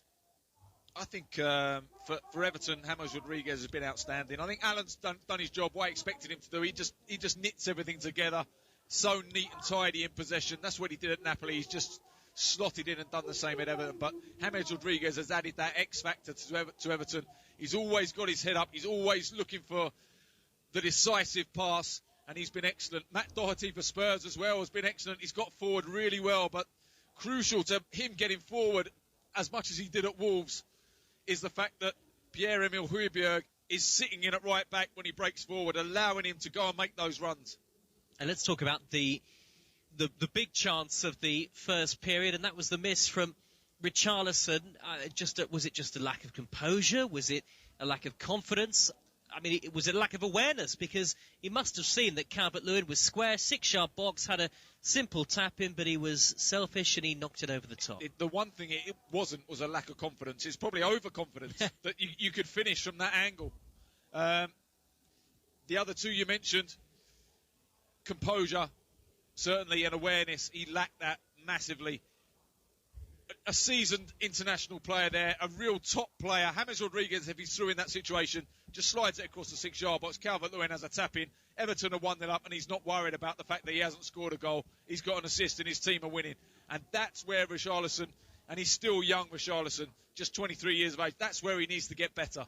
We spoke about it a couple of times in the first half, Chris. Both sides very evenly matched, albeit, there are differences in terms of styles of play and tactical approaches. Spurs have looked a little bit more threatening on the counter-attack, certainly. Where do you see the game potentially being won or lost in the second half? I think for Everton, it's how long James Rodriguez can stay on the pitch and how often Everton can get him the ball. If they can get him the ball 6, 7, 8 times in the final third of Tottenham, then I think Tottenham are going to be in for a long afternoon. I think they will create a chance to score a goal. I think if Tottenham can manage to create one chance for Harry Kane, then they've got every chance of winning the game. Okay, lots to come. That's the voice of the former Spurs defender, Chris Perry, alongside me for commentary. The second half from the Tottenham Hotspur Stadium coming up very shortly. Spurs 0, Everton 0. Full commentary on the way on Premier League Live. Evenings with James Whale on Talk Radio. Keep connected with round-the-clock news, essential information and expert insight. I think we've got to be very careful about the way this has all been going on. Cutting through the confusion with everything you need to stay safe, informed and entertained. Everyone's going on about, we should be tracking and testing, and I just don't know how that is going to happen. Evenings with James Whale. Weeknights from 7 on Talk Radio. In a world of 24/7 global sportscasting and instant news infotainment, one man bestrides the airwaves like a snow-capped Caledonian colossus. Hello, I'm Jim White. Jim White, anchorman. Mid-morning news team, assemble. Jim White and Natalie Sawyer, the #1 rated news source for breaking sports stories, big-name guests, and liquid showbiz charisma. Great Odin's Raven. That's quite a transfer. There's nothing burgundy about Jim White. Tomorrow morning from 10 on TalkSport. In the spring of the year 2020 AD, a deadly enemy rages like a torrent of fire between the ends of empire. My name is Maximus Talksportus Pandemicus, gladiator of the sports radio.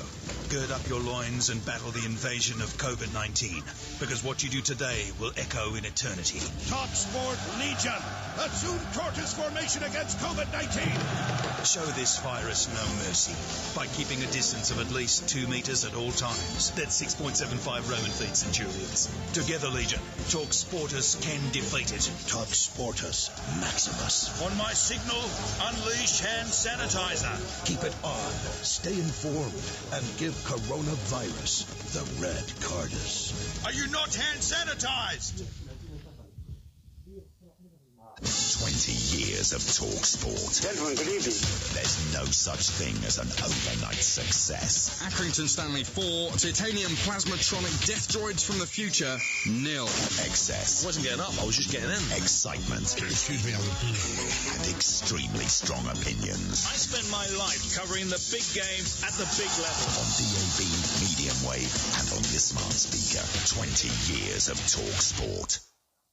For all the latest news, opinions and advice, listen to Talk Radio throughout the day and stay informed as events unfold. We're now in a position to start implementing the next part of our plan. Find out what's happening now and what may happen next, all day, every day. If the government gets to grips with the plan, then surely we will be able to see light at the end of the tunnel. Listen now on DAB Digital Radio, online, via the Talk Radio app, or ask your smart speaker to play Talk Radio.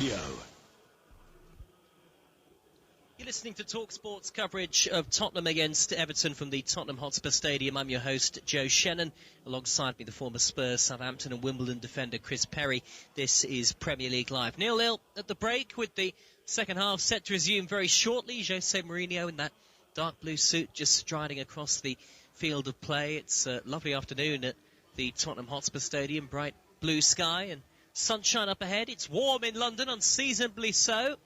And one or two of the Spurs players just receiving instructions, last-minute instructions ahead of the second period. I wonder whether we're about to see a half-time change on the way for Tottenham Hotspur, as certainly most of the side that began the first period come back out onto the field of play as the PA system ebbs and flows, and it's going to be an opportunity for Moussa Sissoko in the second period. He's stripped and ready to come on, Chris Perry, and we wait to see who he's replacing, but Højbjerg would be the obvious one, I'd imagine.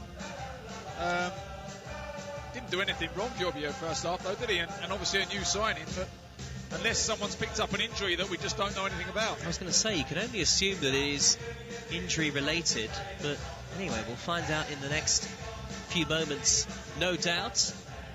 Sad to see so many empty seats, of course, here at this wonderful stadium, which has been praised by all and sundry, and rightly so. It is truly spectacular. But Moussa Sissoko is certainly going to come on. He's just putting some strapping on his left wrist, and Mourinho sits. Doesn't look happy, does he? No, he doesn't, does he? Looks quite glum-faced, sitting in the dugout on that leather dark blue seat. And maybe there is an injury concern for Spurs that we're about to be made aware of, but Moussa Sissoko is certainly coming on ahead of the second period, and that may well be a blow to Spurs, and it's Dele Alli's number which is up, and you can only assume, Chris, again, that is injury related. I don't know. I think they're more worried about the fact that Jose Mourinho, you know Jose Mourinho is a very defensive-minded manager. I think they're more worried about the fact that Everton were playing too easily through Spurs, and he's done that to stop that happening.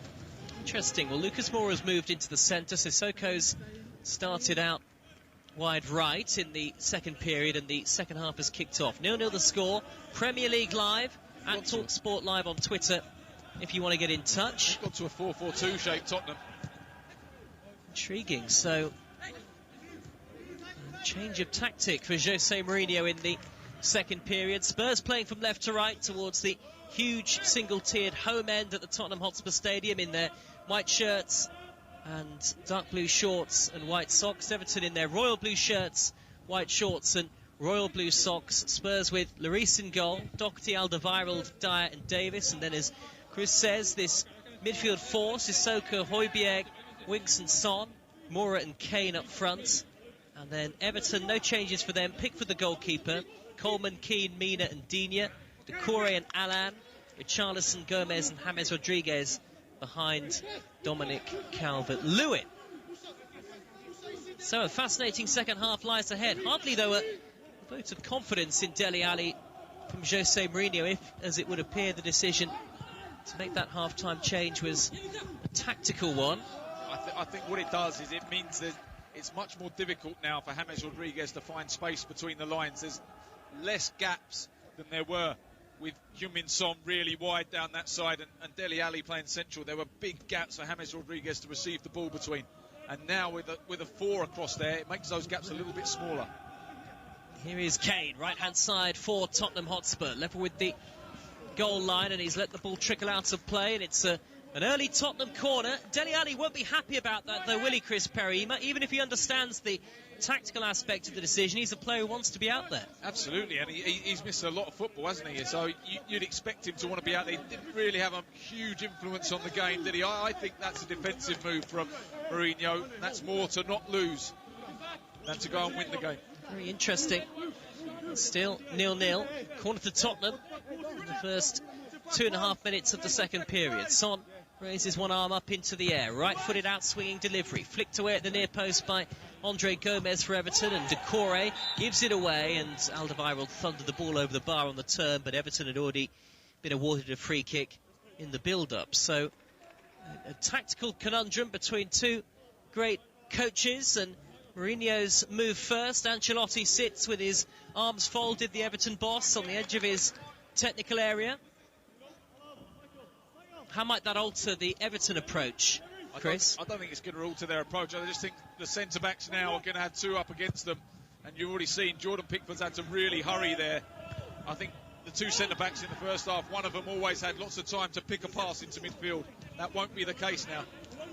Richarlison has just knocked the ball straight out of play. So it's a Tottenham throw, just shy of the halfway line. Spurs 0, Everton 0 on Premier League Live. Ancelotti's now got up out of his seat. Tottenham coming forward with Lucas Moura, sandwiched in between two royal blue shirts. So much pace for Moura. He does a swallow dive on the field of play as Dean sweeps the ball clear from underneath him, and it's a Tottenham throw. And Tottenham have enjoyed almost all of the possession in the second half so far.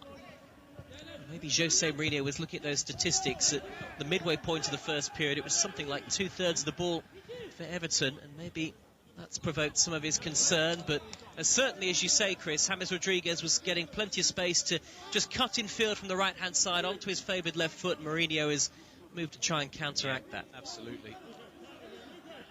A throw to Everton. Luca Dean, the former Barcelona player, will take it halfway line. And on the half volley, sends it back to Jordan Pickford, square to Yerry Mina, the Colombian wearing number 13, on the edge of his own penalty area. Mina scampers forward, pushes it on to Doucouré. Doucouré can't get past the tall frame of Ben Davis, and Doucouré was late on the follow-through. Free kick given to Spurs, but no further punishment met out by the referee. Just lets his touch just gets away from him, doesn't he? He's just reaching for it. There's nothing sinister in it at all. Yeah, we've got the benefit of a replay on our monitors in the commentary position, and there wasn't a great deal of contact.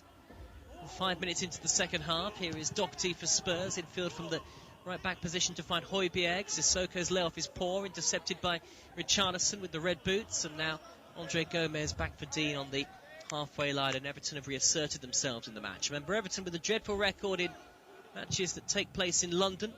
One win in their last 19 trips to the capital. Here's Calvert-Lewin, though. Left-hand edge of the 18-yard box, pulls it back. Oh, and James Rodriguez, who was racing onto it on his favoured left foot, 10, 12 yards out, miscued his shot, skewed the ball horribly wide. Yeah, it was good play, wasn't it? Lovely ball from Michael Keane to release Dominic Calvert-Lewin in behind the Spurs defence.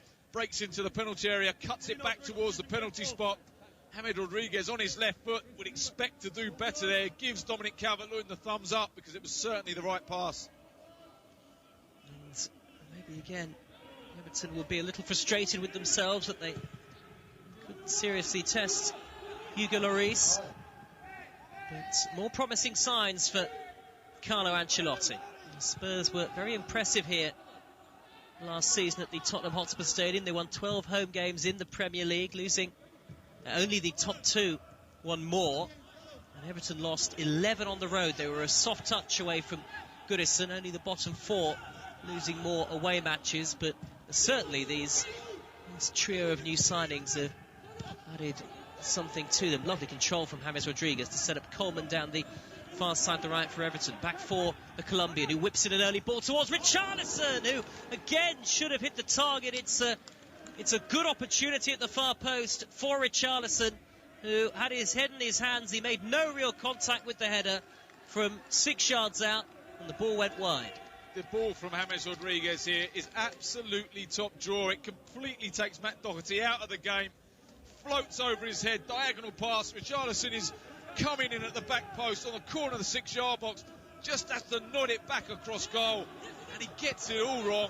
What an opportunity for Everton again. It's a chance that has gone begging, and you wonder whether Everton may live to regret these missed chances with the score still goalless. Richarlison particularly profligate. Here he is, the number 7, left-hand edge of the area, right-footed cross is good, headed away by Dyer, chested down by Højbjerg, he's lost it. Andre Gomez, left-footed effort, deflected behind off Toby Alderweireld for an Everton corner. It's a terrible decision from Pierre-Emile Højbjerg. Lovely ball from Richarlison, looking for Calvert-Lewin. Dyer's head up, doesn't clear the penalty area, falls on Højbjerg's chest. He just needs to be chesting and volleying this away. He tries to dribble it out of his own penalty area, is robbed by Andre Gomez, whose shot is blocked behind for a corner. 7.5 minutes into the second half on Premier League Live. Spurs 0, Everton 0. Everton have got their third corner of the game. Plenty forward in royal blue. Tottenham look to have brought everybody back. Dean tattoos down his arms. Will swing this away from goal. Left-footed into the penalty area. Headed away by Harry Kane for Tottenham. And now Lucas Moura can counter-attack. It's 2 against 2. Lucas Moura bursting forward. Good covering by Doucouré on the stretch to put in the tackle and send it back to Pickford. Yeah, and that's the importance of Doucouré. He has got absolutely great legs and energy, and he has a lung-busting run to get back. If he doesn't make that challenge, it's 1v1 against Jordan Pickford for Lucas Moura. He's got such blistering pace. Now Richarlison's gone down, and you just get the sense, Chris Perry, that your old side Spurs, the frustration's just growing a little bit. They've considered a free kick on the left wing. I think they're not having it all their own way. They're not being able to play the style of football that they want to. They've only really shown a threat on the counter-attack, and Everton are bossing the game, and I'm sure they don't like that at their own stadium, Spurs. The fact that Everton are bossing possession, they're the one creating the chances. They're the team that look more cohesive. Absolutely. Free kick to Everton then. Near side, their left. Dean and Allan both over the ball. Allan, the summer signing from Napoli, £25 million. His shirt tucked in. Dean will take it, left-footed, into the penalty area, and thumped into the net by Dominic Calvert-Lewin. What a header that was! Into the top corner, and Everton will feel they deserve the breakthrough. It's Tottenham 0, Everton 1. Yeah, this is brilliant from Dominic Calvert-Lewin, but this is all about the quality on the cross from Lucas Digne. He does brilliantly. Allan just runs over it, and he whips it in with his left, but it's bending away from goal. On top of Eric Dyer, and Dominic Calvert-Lewin has got the run on him. He jumps early, rises in between Alderweireld and Dyer, powers the header into the top corner. Hugo Lloris cannot even move before it's past him. This is an absolute textbook header from Dominic Calvert-Lewin. Old-fashioned centre-forward that he is. I really like him. I think he's got a big future, this kid. It's his first goal of the season, and Everton thoroughly deserve the lead. It's the definition of a thumping header from Dominic Calvert-Lewin. 10 yards out between the two centre-halves, and it's 1-0 to Everton at the Tottenham Hotspur Stadium. Live on Premier League Live, and Everton looking to end a dreadful run against Spurs. They haven't beaten them in 15 Premier League meetings coming into today. Here's Richarlison into the 18-yard box, back towards Calvert-Lewin, low along the ground this time, and it was behind the former Sheffield United man. And Spurs slightly desperately scramble the ball clear. I'm not sure that the change of system has helped Spurs at all, if I'm honest. I think it means that they're going to struggle themselves to be able to play through Everton. They're going to have to go a little bit more direct, and I'm not sure it suits them.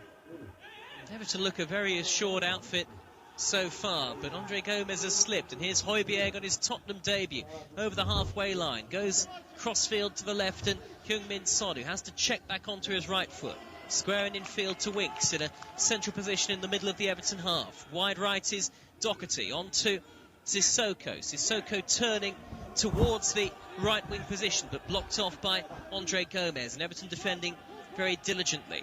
Winks, 35 yards from goal, a real challenge ahead here for Tottenham Hotspur and Jose Mourinho, who gambled at half-time with that substitution, and so far it hasn't paid dividends.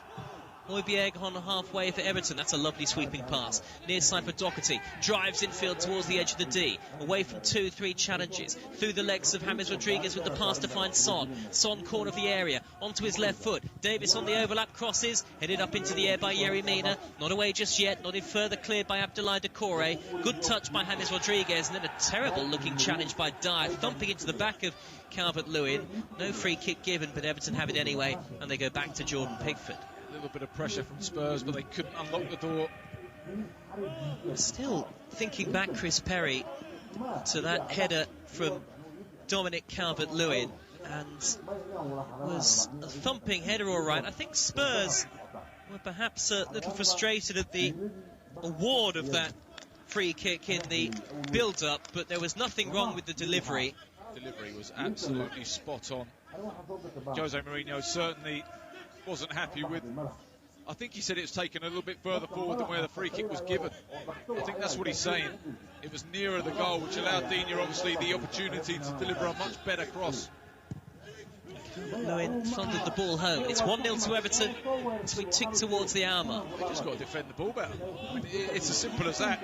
You've got two centre-halves in there, and Calvert-Lewin just wanted it more. Got it between the two of them, didn't he? Richarlison back to goal. Midway inside his own half, Richarlison. He's fed it infield. That's a good ball to Alan, a metronome in the middle of midfield for Everton. Tried to thread it through to Calvert-Lewin down the middle, but pass was overhit through to Hugo Lloris. That's something you don't see from Alan very often when he goes for those expansive passes. He's usually very, very simple 5-10 yards passes. Just keeps the game ticking over, keeps a tempo. And that's what Everton have had today. They've had a lovely tempo to their game in possession. Exactly what Ancelotti will have wanted. And there's an assertiveness and a confidence about Everton in this second half. And on the balance of play, Chris, just under an hour gone, they deserve their lead. They do, yep. I've been really impressed with Everton. And substitution on the way. As Martin Atkinson signals towards this near side of the field. Waiting to see whose number is up, and indeed which of the two teams making the change. And Harry Winks has gone off for Tottenham, and Steven Bergwijn has come on. So is that an acknowledgement, Chris Perry, that things just haven't worked tactically in this second half? He's going to go back to the 4-2-3-1. Absolutely. He's tried the 4-4-2. It hasn't worked for 15 minutes, and he's changed it back to the system he's played with at the start of the game. It's a rare misjudgment, isn't it, of that sort Usually of scale from Jose Mourinho. Usually he's very good, isn't he? His substitutions have been absolutely pivotal at times, haven't they, over his career? But not today. And as you say, Spurs look like they've gone back to 4-2-3-1. They have. Bergwijn, the man from Eredivisie, who impressed at times last season. There was that Manchester City win here at the Tottenham Hotspur Stadium where he scored a stunning goal. Really necessarily performed with great consistency, but this is first full season at the club. What will Dele Alli be thinking now, though, Chris? He's going to be even more frustrated now, Dele Alli. But to be fair, it works in his favour, because you'd imagine that Jose Mourinho will put him straight back in next week and realise it's his mistake. Tottenham 0, Everton 1. Dominic Calvert-Lewin with the goal that separates the two sides. We've been playing for just over an hour in North London on Premier League Live. And free kick to Tottenham, just inside Everton territory. On the far side there left, fouled by James Rodriguez. No, it's a throw, in fact. Davis will take it, he'll hurl it down the left-hand channel. A little bit more hopeful than anything else. Touch from Bergwijn with his back to goal, smuggled away by Decore. It's come to Højbjerg. A little bit scrappy, that passage of play. Angled ball out wide by Alderweireld onto the chest of Doherty. Trying to cut in field, no way through past Richarlison. Richarlison tripped. Everton get themselves a free kick. It was a free kick, but he made a little bit more of it than it was. Richarlison made sure the referee was always going to give it. It is difficult, though, at the moment, as we see a shot of Ledley King on the substitutes bench. Ledley King, who is appointed Tottenham's first-team assistant. August the 6th. Manu played alongside Chris Perry, of course, but it is difficult to see your old team getting back in the game at this point. It is, absolutely. They can't get a foothold in the game. They can't get any sort of possession to grasp control for Everton. Alan is absolutely running the game. Alan's ball square to the right and Decore into Tottenham territory. Forward to James Rodriguez, who's winning some rave reviews so far today. Given away, though, by Dean. And pumped forward by Alderweireld. Decore slips, and it has just really, for the first time in the game, become a little scrappy. Everton leading 1-0. Certainly from Tottenham's perspective, it needs somebody to get a foot on the ball and try and produce something. Everton in possession in their right-back position. Apologies if you heard any bad language there momentarily. Of course, that's part of the difficulty without supporters in situ, in stadia. Foul on Richarlison, another free kick to Everton, and Jose Mourinho now, Chris, out to the edge of his technical area, looking increasingly expressive and increasingly frustrated. Still trying to do something tactically, isn't he? I'm not quite sure what the thinking is. He's pointing towards somebody on the field of play. I think they may have gone to a 4-4-2 again, with Bergwijn now out wide left and Son up front against Kane. He is literally changing the system every 5 minutes, Joseph, hoping that something works. Just not often you see Mourinho looking so lost. Calvert-Lewin away from Dyer. He's only got Alderweireld to beat. Edge of the penalty area. Calvert-Lewin, can he lay it back to Richarlison? Almost in front of Richarlison at too much pace. Richarlison has still found Calvert-Lewin. Spurs have got men back behind the ball, though. And Calvert-Lewin has given it away. Poor touch, though, from Højbjerg. It's come straight to Allan for Everton. Midway inside the Tottenham half. 63.5 minutes played. 1-0 Everton lead at the Tottenham Hotspur Stadium. And James Rodriguez will just steer it infield towards Allan again. It was a poor pass for once, though, from the Colombian. Sissoko jinks away from Allan. Through towards Lucas Moura via deflection. Back to Sissoko. Wide left towards Bergwijn in the penalty area. Bergwijn, will he cut onto his right foot? Goes back to Son. Edge of the area. Smuggled away by Seamus Coleman. Good covering from the Everton man. It's come back to Højbjerg, though. Suddenly it's end-to-end. In by Lucas Moura. Header away by Michael Keane from the penalty spot. The Spurs seek an equaliser. We've hardly seen anything of Harry Kane in the match so far, by the way. And Jordan Pickford hasn't had a save to make in the second half just yet. Harry Kane just...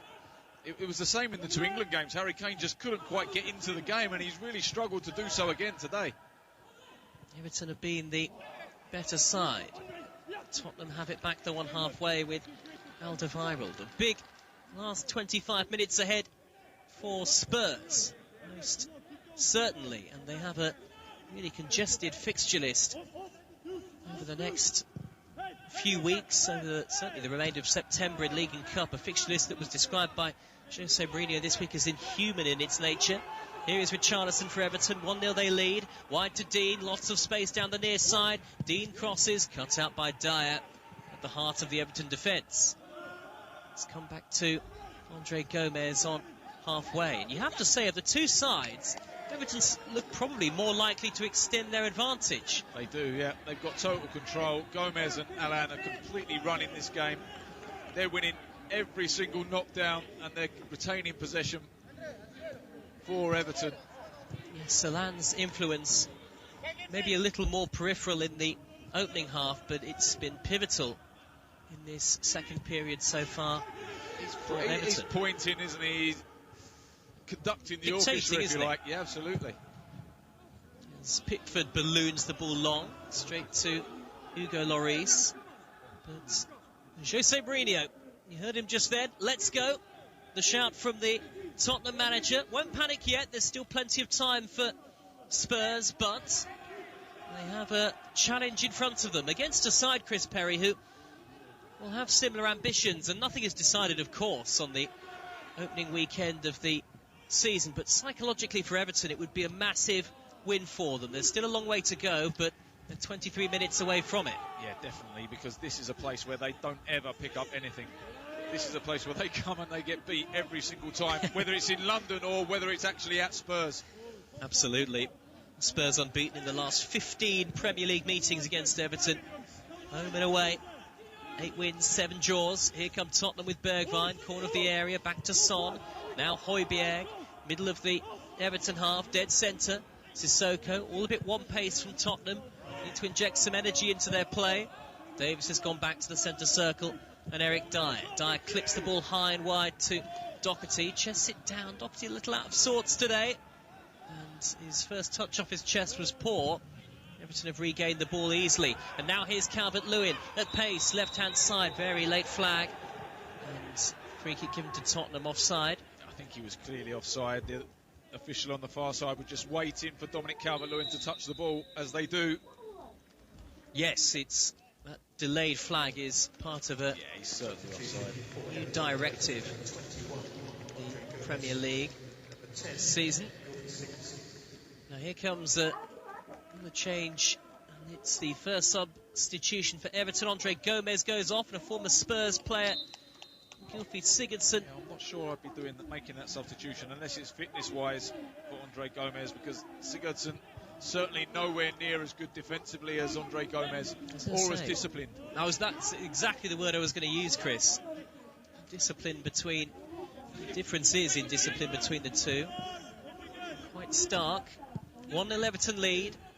And we've got 22 minutes to go.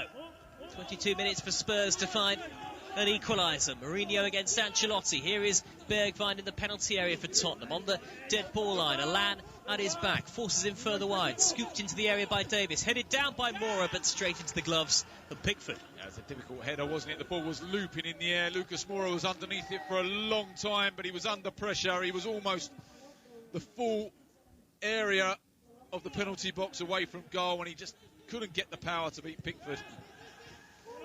The frustration continues for Tottenham Hotspur. Here come Everton on the counter, and they will be dangerous with the pace that they've got in the team. Richarlison, corner of the box, onto his right foot, curls it just wide of the far post.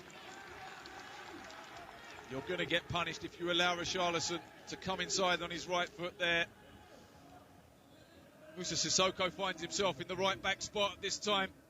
Allows Richarlison to come inside and look to bend it. He gets lovely pace and whip on the shot, and it's only just wide of Hugo Lloris's left-hand post, and Lloris is just watching this, hoping it doesn't go in. Everton were very nearly home and dry. Spurs hope retained. Both managers on the near side touchline. And this tweet says, two master tacticians trying to sort out their differences through their teams. Mourinho against Ancelotti. Mark says on Twitter at TalkSport Live, it's been a long time since Mourinho could call himself a master tactician with a straight face. I think that's maybe a little harsh, but he's got it wrong today, hasn't he, Chris Perry, in the second half? He has, absolutely. I still don't think he's got it right now. Going back to 4-4-2, they've just got no lines to be able to pass. Everton just dominating possession.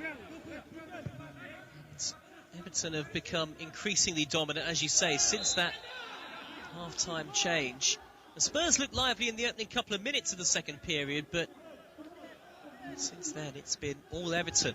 They have the lead, a goal to nil to Carlo Ancelotti's side, the side that finished 6 places behind Spurs in the Premier League last season in 12th. Alan strokes the ball down the right, lovely ball into the feet of Doucouré. Coleman on the inside, flicks the ball up to Richarlison into the penalty area, angle against him, Richarlison plays it across.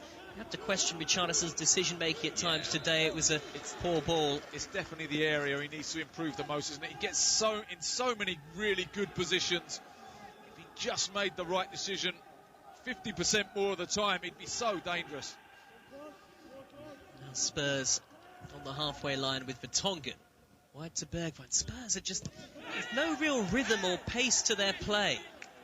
And Bergwijn has conceded a throw. And you can imagine, Chris Perry, if the Tottenham Hotspur Stadium was full, there'd be a lot of frustrated home supporters with 19 minutes to go. Yeah, there certainly would. Know how that feels at this... not at this stadium, but away. The other one. Yeah. Absolutely. Yeah. I think the frustrations would be high. And I'm sure there will be on the field for the Spurs players anyway. Long raking ball by Alderweireld downfield. Climbing to head clear is Yerry Mina. It'll drop for Doucouré. Midway inside the Everton half. Simple ball back to Sigurdsson, and Everton very much in control and composed. Richarlison on the halfway line. Infield to Sigurdsson. Pivots away from Son. Good composed play. Alan rolls it wide to the far side, and Coleman. Alan has played with great authority and gravitas in the second half. He's dictated the game. James Rodriguez, crossfield, loops up onto the chest of Richarlison. Took it in his stride. Richarlison, right-footed curler, just wide again. Getting closer and closer each time as he collapses to the ground in frustration. He'll feel he should have scored at least 1 or 2 today. He doesn't even need to try and bend this to the far post. He goes past Doherty so easily, and there's a huge gap at the near post. He should fire this low and hard to the near post. He's got too many players to bend it round to try and get it in at the far post. But it's just so easy. He's just receiving the ball in the penalty area, and Doherty's just dropping off and off him. Carlo Ancelotti can't believe that his side haven't scored a second. Well, they may live to rue those missed chances if they're not careful. They do look so authoritative defensively, though, as Allan strides forward.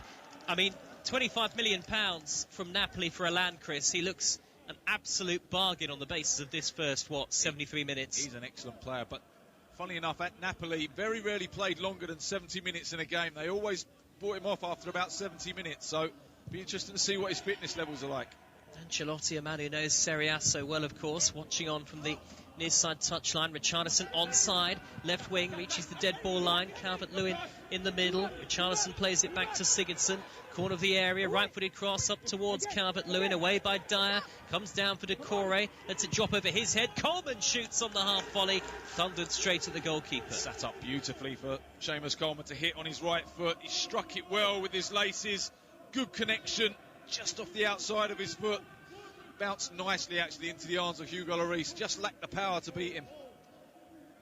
Can you see Tottenham getting an equaliser at this point?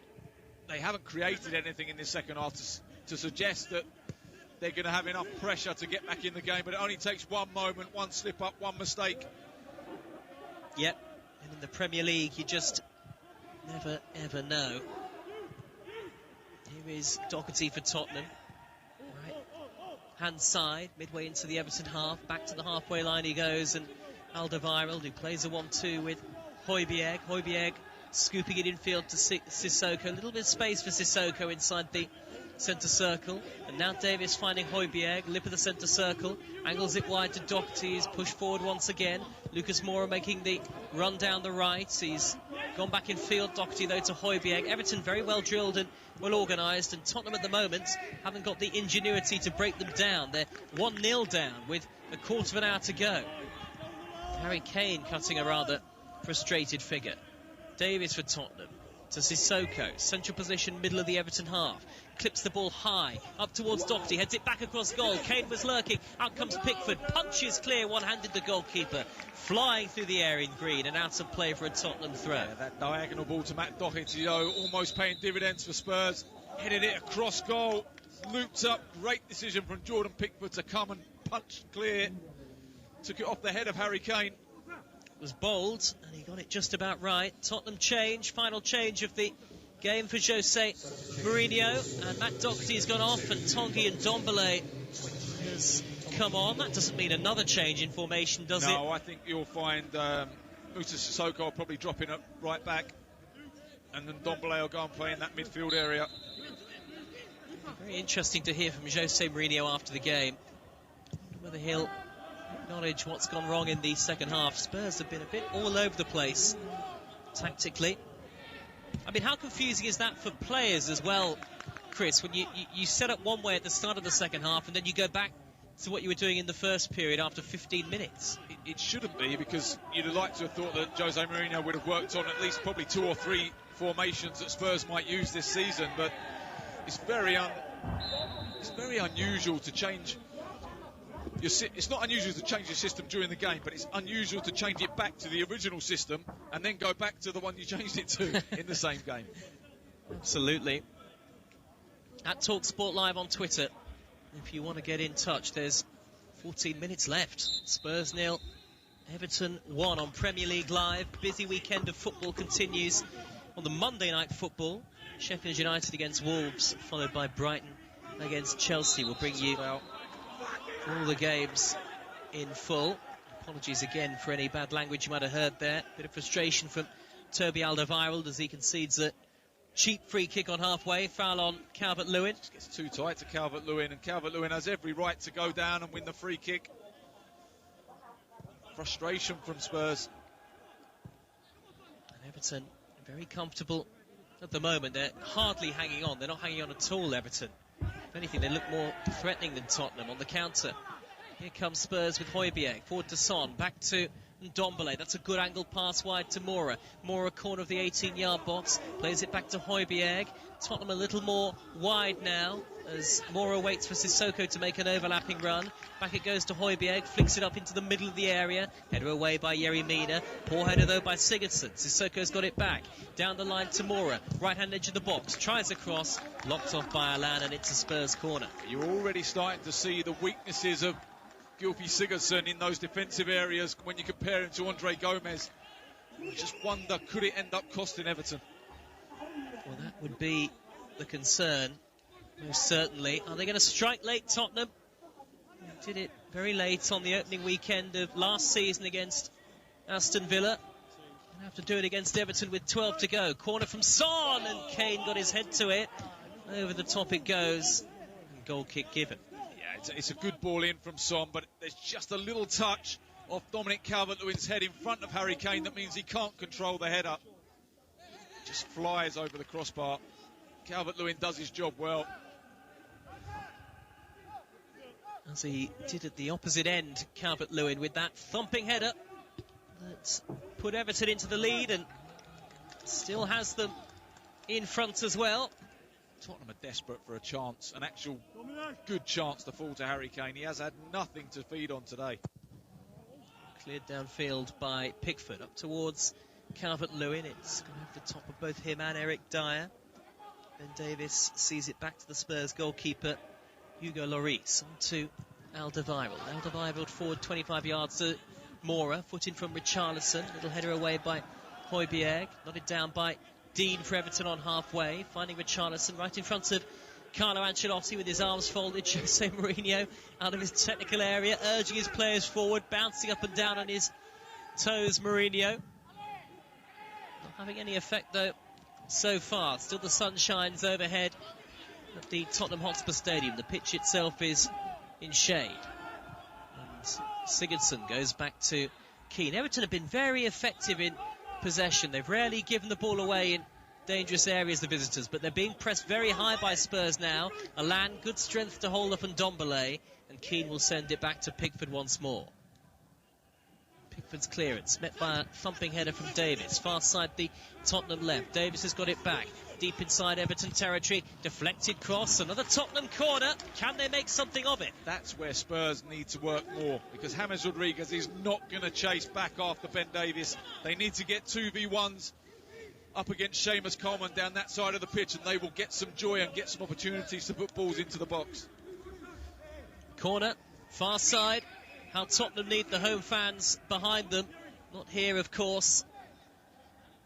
Just need the roar of the South Stand. It's a corner taken by Son, flicked on by Alderweireld. Far post is Davies, he missed his kick. Header away by Richarlison, a little bit of miscommunication with his goalkeeper maybe. Out comes Pickford to punch clear from the penalty spot. He charged halfway through his teammate in doing so. I think it was Calvert-Lewin that he almost caught. Spurs still have it with Ndombele. Early ball in, headed away by Alan. Comes back out to the edge of the area. Alderweireld joggers it forward. Was he caught? Referee says no, right on the edge of the area, Chris Perry. I think he was there. I don't think Calvert-Lewin gets any of the ball. 1-0 Everton, 10 to go. Cross by Davies. Kane, far post, gets his head to it. Loops up into the gloves of Pickford. No power on it. No, Michael Keane did brilliantly. He stuck with the run of Harry Kane, tracked him all the way, and just did enough to make sure that the England centre-forward couldn't get a good header on it. Pickford's been really positive in his decision-making in this second half, coming and punching crosses. He's been excellent today. England's number one, Everton's number one. And Tottenham's frustrations will continue. They're starting to ramp up the tempo, Chris, but there's still no real penetration in the final third, despite the talent that they've got. Yeah, absolutely. You'd expect Everton to drop off a little bit now and maybe just sit back on that 1-0 lead. And it's going to invite pressure from Spurs, but I think that's the only reason why they're going forward. Here's Coleman on the far side, sends the ball back to the halfway line in Decore. Decore with the back pass to his goalkeeper, Pickford. Well, in the last 10 minutes, Spurs have had 2/3 of the ball. Still no closer, though, to all-important equalising goal on Premier League Live. We've had goals in every one of the games of the opening weekend of the season. Earlier you heard Leicester City's 3-0 win at West Bromwich Albion. Everton lead at Spurs today. High ball for Everton downfield. The header clear by Sissoko from the right-back spot for Spurs, who now want to throw straight away. And now this is where Concentration is so important. Carlo Ancelotti, I'm sure, trying to emphasise that to his Everton players on the near side touchline. Everton could be over the hills and far away by this point had Richarlison taken any one of a number of chances that he's had. Still a lot to encourage Ancelotti regardless, I'm sure, though. Coleman in the centre circle, surging forward. Wide it goes to Richarlison. Richarlison into the 18-yard box. Played it cross-field a little too early. Spurs get it away. And now can they counter-attack? Bergwijn back to the shaven-headed Ndombele. Terrible ball scoop forward. Everton have it back. Decore, 7 to go. Through for Calvert-Lewin. Angle tight, shoots low. Gathered by Lloris. Yeah, it was good movement, really good movement from Dominic Calvert-Lewin in behind the Spurs defence. Angle was against him, he had to take it early. Fired the shot low and hard, but straight at Hugo Lloris. But Everton still more impressive than Spurs going forward. Interesting tweet from Real AP to us at Talk Sport Live that I'll get to in just a second on Jose Mourinho. In fact, we'll get to it now. He says, listening from Mexico and thinking that Mourinho has been found out. He isn't the special one. More like he needs something special. That's a terrible tackle. Richarlison sliding in with Højbjerg, and actually it was Højbjerg who committed the foul, and that's got both sets of players racing across, and Martin Atkinson is just going to try and calm everything down here. Both players have ended up on the turf. Richarlison in a little bit of pain. It looked a late challenge from Højbjerg. He's rolled around on the floor himself, Højbjerg, trying to avoid the yellow card. He's late. Very late. He's very late. It's a really poor challenge. It's certainly a yellow card for Højbjerg. If he gets away with this, I'll be so shocked. That's a really bad challenge. Very painful. He's actually sliding in two-legged, isn't he, there? It's not pretty at all. And he gets a booking, and as you say, Chris, the second he made it, he knew what was coming, and he rolled over 2, 3, 4 times. Here's another interesting tweet, Chris. Albert, listening from Ghana, says, no creativity in that Spurs midfield. Still need a replacement for Christian Eriksen. Yeah, I think Dele Alli can give you that creativity. I just don't think he's match fit at the moment. I think, they do miss Eriksen. I mean, Eriksen was outstanding for Tottenham. He really was. Well, it's just not worked for Spurs today. 5 minutes to go, 1-0 down, far from the start to the season that they wanted, of course. Doesn't feel like back to the drawing board, but Jose Mourinho's got to take his fair share of responsibility, hasn't he? If the score stays at 1-0. I think he has, yeah. On from Dean downfield for Everton, up towards Calvert-Lewin. It could be a long-awaited victory for Everton at Tottenham Hotspur. It's not often that they pick up a win against them, home or away in the Premier League, but it's been particularly difficult for them in years gone by at the old White Hart Lane or here at the Tottenham Hotspur Stadium. Yeah, it'll also be Jose Mourinho's first loss as a Premier League manager on the opening day of the season. Yeah, usually his sides get off to such a good start. Everton's last win at Spurs was at the old White Hart Lane in November 2008. Only won 3 of the 28 meetings at Spurs overall. I just remember, even when I was playing, it was just a guaranteed 3 points. You were playing Everton. We had some great games, some 3-2s, some 4-3s, but you always seem to come out on top. Is that a psychological thing for players, Chris, sometimes? Yeah, absolutely. I think it is. Against certain clubs. I think had Tottenham scored the first goal here, I think Everton might have crumbled. But the fact that Everton got it has just given them a boost of confidence. It's interesting, isn't it? I was here for the previous meeting on July the 6th. It was a terrible game. It certainly was. Won by Spurs. Here come Everton. 3 minutes to go. 1-0 they lead. Calvert-Lewin's got it by the corner flag. Of course, Spurs still have time to strengthen before the window closes. Tony on Twitter says they need a new pair of centre-halves, a proper defensive midfielder, a left-back and an attacking midfielder. I don't disagree. I don't disagree at all. What will Mourinho prioritise, though? Højbjerg is certainly not looking as though he's going to be the answer, that's for sure. It was a mistake by Ndombele momentarily. James Rodriguez for Everton actually checked back midway inside the Tottenham half. How Tottenham would love someone like James Rodriguez in their team. Absolutely. They just haven't got that, have they? That extra bit of quality that he's given. Even Alan looks let's be honest, £20 million for Alan looks an absolute snip when you're looking at Højbjerg was 15 million, and Højbjerg looks not even a quarter of the player that Alan is. It says something, doesn't it? Recruitment. Everton are going to make a late change here with 2 minutes to go under no real pressure whatsoever. Ancelotti's side. Dominic Calvert-Lewin's going to come off Chris Perry, and Moise Keane's going to come on, and it was the Englishman's header from 10 yards. Thumping header. You mentioned it yourself.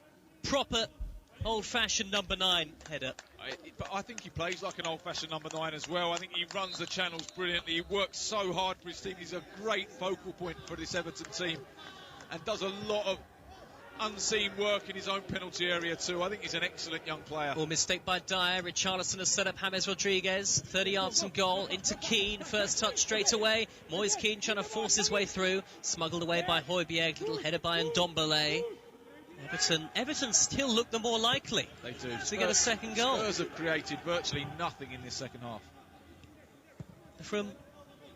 And they've done that from looking quite lively at points in the first period.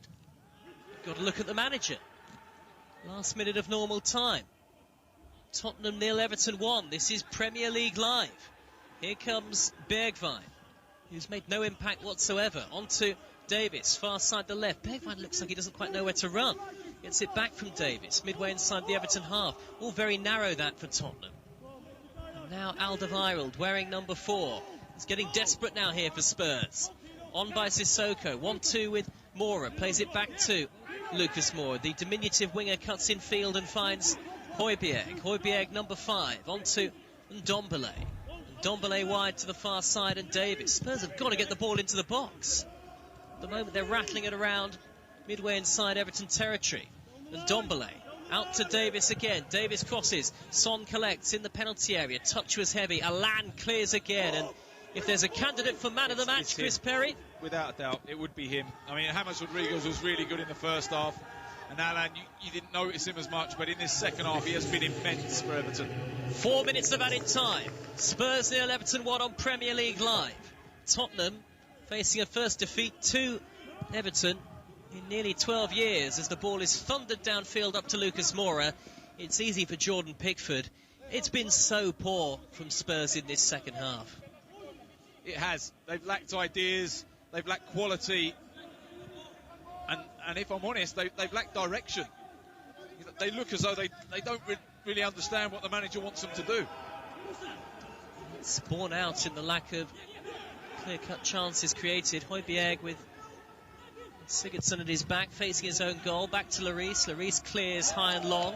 Little touch by Dean to head clear. Jose Mourinho raced to try and get the ball. He is absolutely fuming. Look at him. Face red, muttering to himself. Not exactly a positive, happy expression. Final change for Everton. James Rodriguez off. Tom Davis on. His first appearance in English football. Chris Perry, James Rodriguez. What did you make of him? I was really impressed with him. First half, when Everton had more possession and had more space, he was absolutely pivotal in everything good that Everton did. He's worked really hard for his team in a rearguard action at times in the second half, but looks a really, really good signing. Got that little bit of extra quality. Looks as though he's always got time on the ball. 2.5 minutes to go. Spurs with it deep in Everton territory. Davis with the cross. Loops up off Tom Davis, the Everton sub, and Alan has cleared for Everton, urging his teammates to push 10 yards or so further forward. He's been outstanding, Alan. 1-0 to Everton. 2 minutes of stoppage time left. Spurs in the sunshine, desperately struggling here. Long from Eric Dyer. High into the penalty area. Headed away by Michael Keane. Moise Keane will reach the loose ball for Everton, and he's dragged it out of play. Sissoko takes the throw. Højbjerg, middle of the Everton half. Squaring in field to and Ndombele. It's just hopeful from Spurs, isn't it? Every ball in the box has been just a hopeful clip. There's not been any sort of someone picking out a pass that's going to cut you open. They've got 90 seconds left. Son, midway inside the Everton half. On Tomorrow, this is it really. Son has gone wide to the near side at Sissoko. Kane in the middle, but can they get the ball up to him? They might now with Højbjerg. Up towards Harry Kane. Out comes Jordan Pickford, who's been excellent. He plucks the ball out of the air. Yeah, there's been some really good performances in blue shirts today. Jordan Pickford, one of them. He's made a couple of crucial saves at crucial times in the first half and some really positive decisions in his own penalty area in the second half, but not even he can come close to Alan today. Yeah, he's been superb, hasn't he? Jordan Pickford clips the ball high and long downfield. It bounces beyond Keane and out of play for a Tottenham throw. Ancelotti, 45 seconds to go, issuing instructions from the edge of his technical area. Everton very close to ending a little bit of a hoodoo against the side in white and dark blue in North London. Here is Dyer, less than 30 seconds left. This is it, now or never for Spurs. Ben Davies, back to Dyer, halfway line. Dyer will balloon it long, out to the near side. Infield from Sissoko via his head. He finds Son with his back to goal. Son has given it away. Everton will clear through Michael Keane, and there are just seconds to go. All eyes on Martin Atkinson, and Everton have won a free kick. And Alderweireld and Richarlison threatening to go head-to-head, and that will be just about that. Yeah, Everton, I'm sure, will put this down into the corner of the pitch, try and pimp Spurs back into their half. They've been well worth the victory today. Carlo Ancelotti's side have been impressive. They really have. They've looked organised, they've looked disciplined, they've looked a proper team, whereas Spurs look very disjointed. Long it goes from Sigurdsson, and the final whistle goes. And it's an opening weekend win for Everton. Their first victory at Spurs since November 2008. Ancelotti has outwitted Mourinho. Spurs left wanting, but for a slightly new look Everton, no problem in the first game of the league season. Very impressive throughout, led by the new signings Alan, James Rodriguez and Abdoulaye Doucouré. They stifled Tottenham in the second period and won the game through Dominic Calvert-Lewin's header. Thumping header it was, 10 minutes into the second half. And as Jose Mourinho marches from the field of play towards the tunnel, I wonder whether his mind is on reinforcements at Spurs before the end of the transfer window. It's finished on Premier League Live. Spurs 0,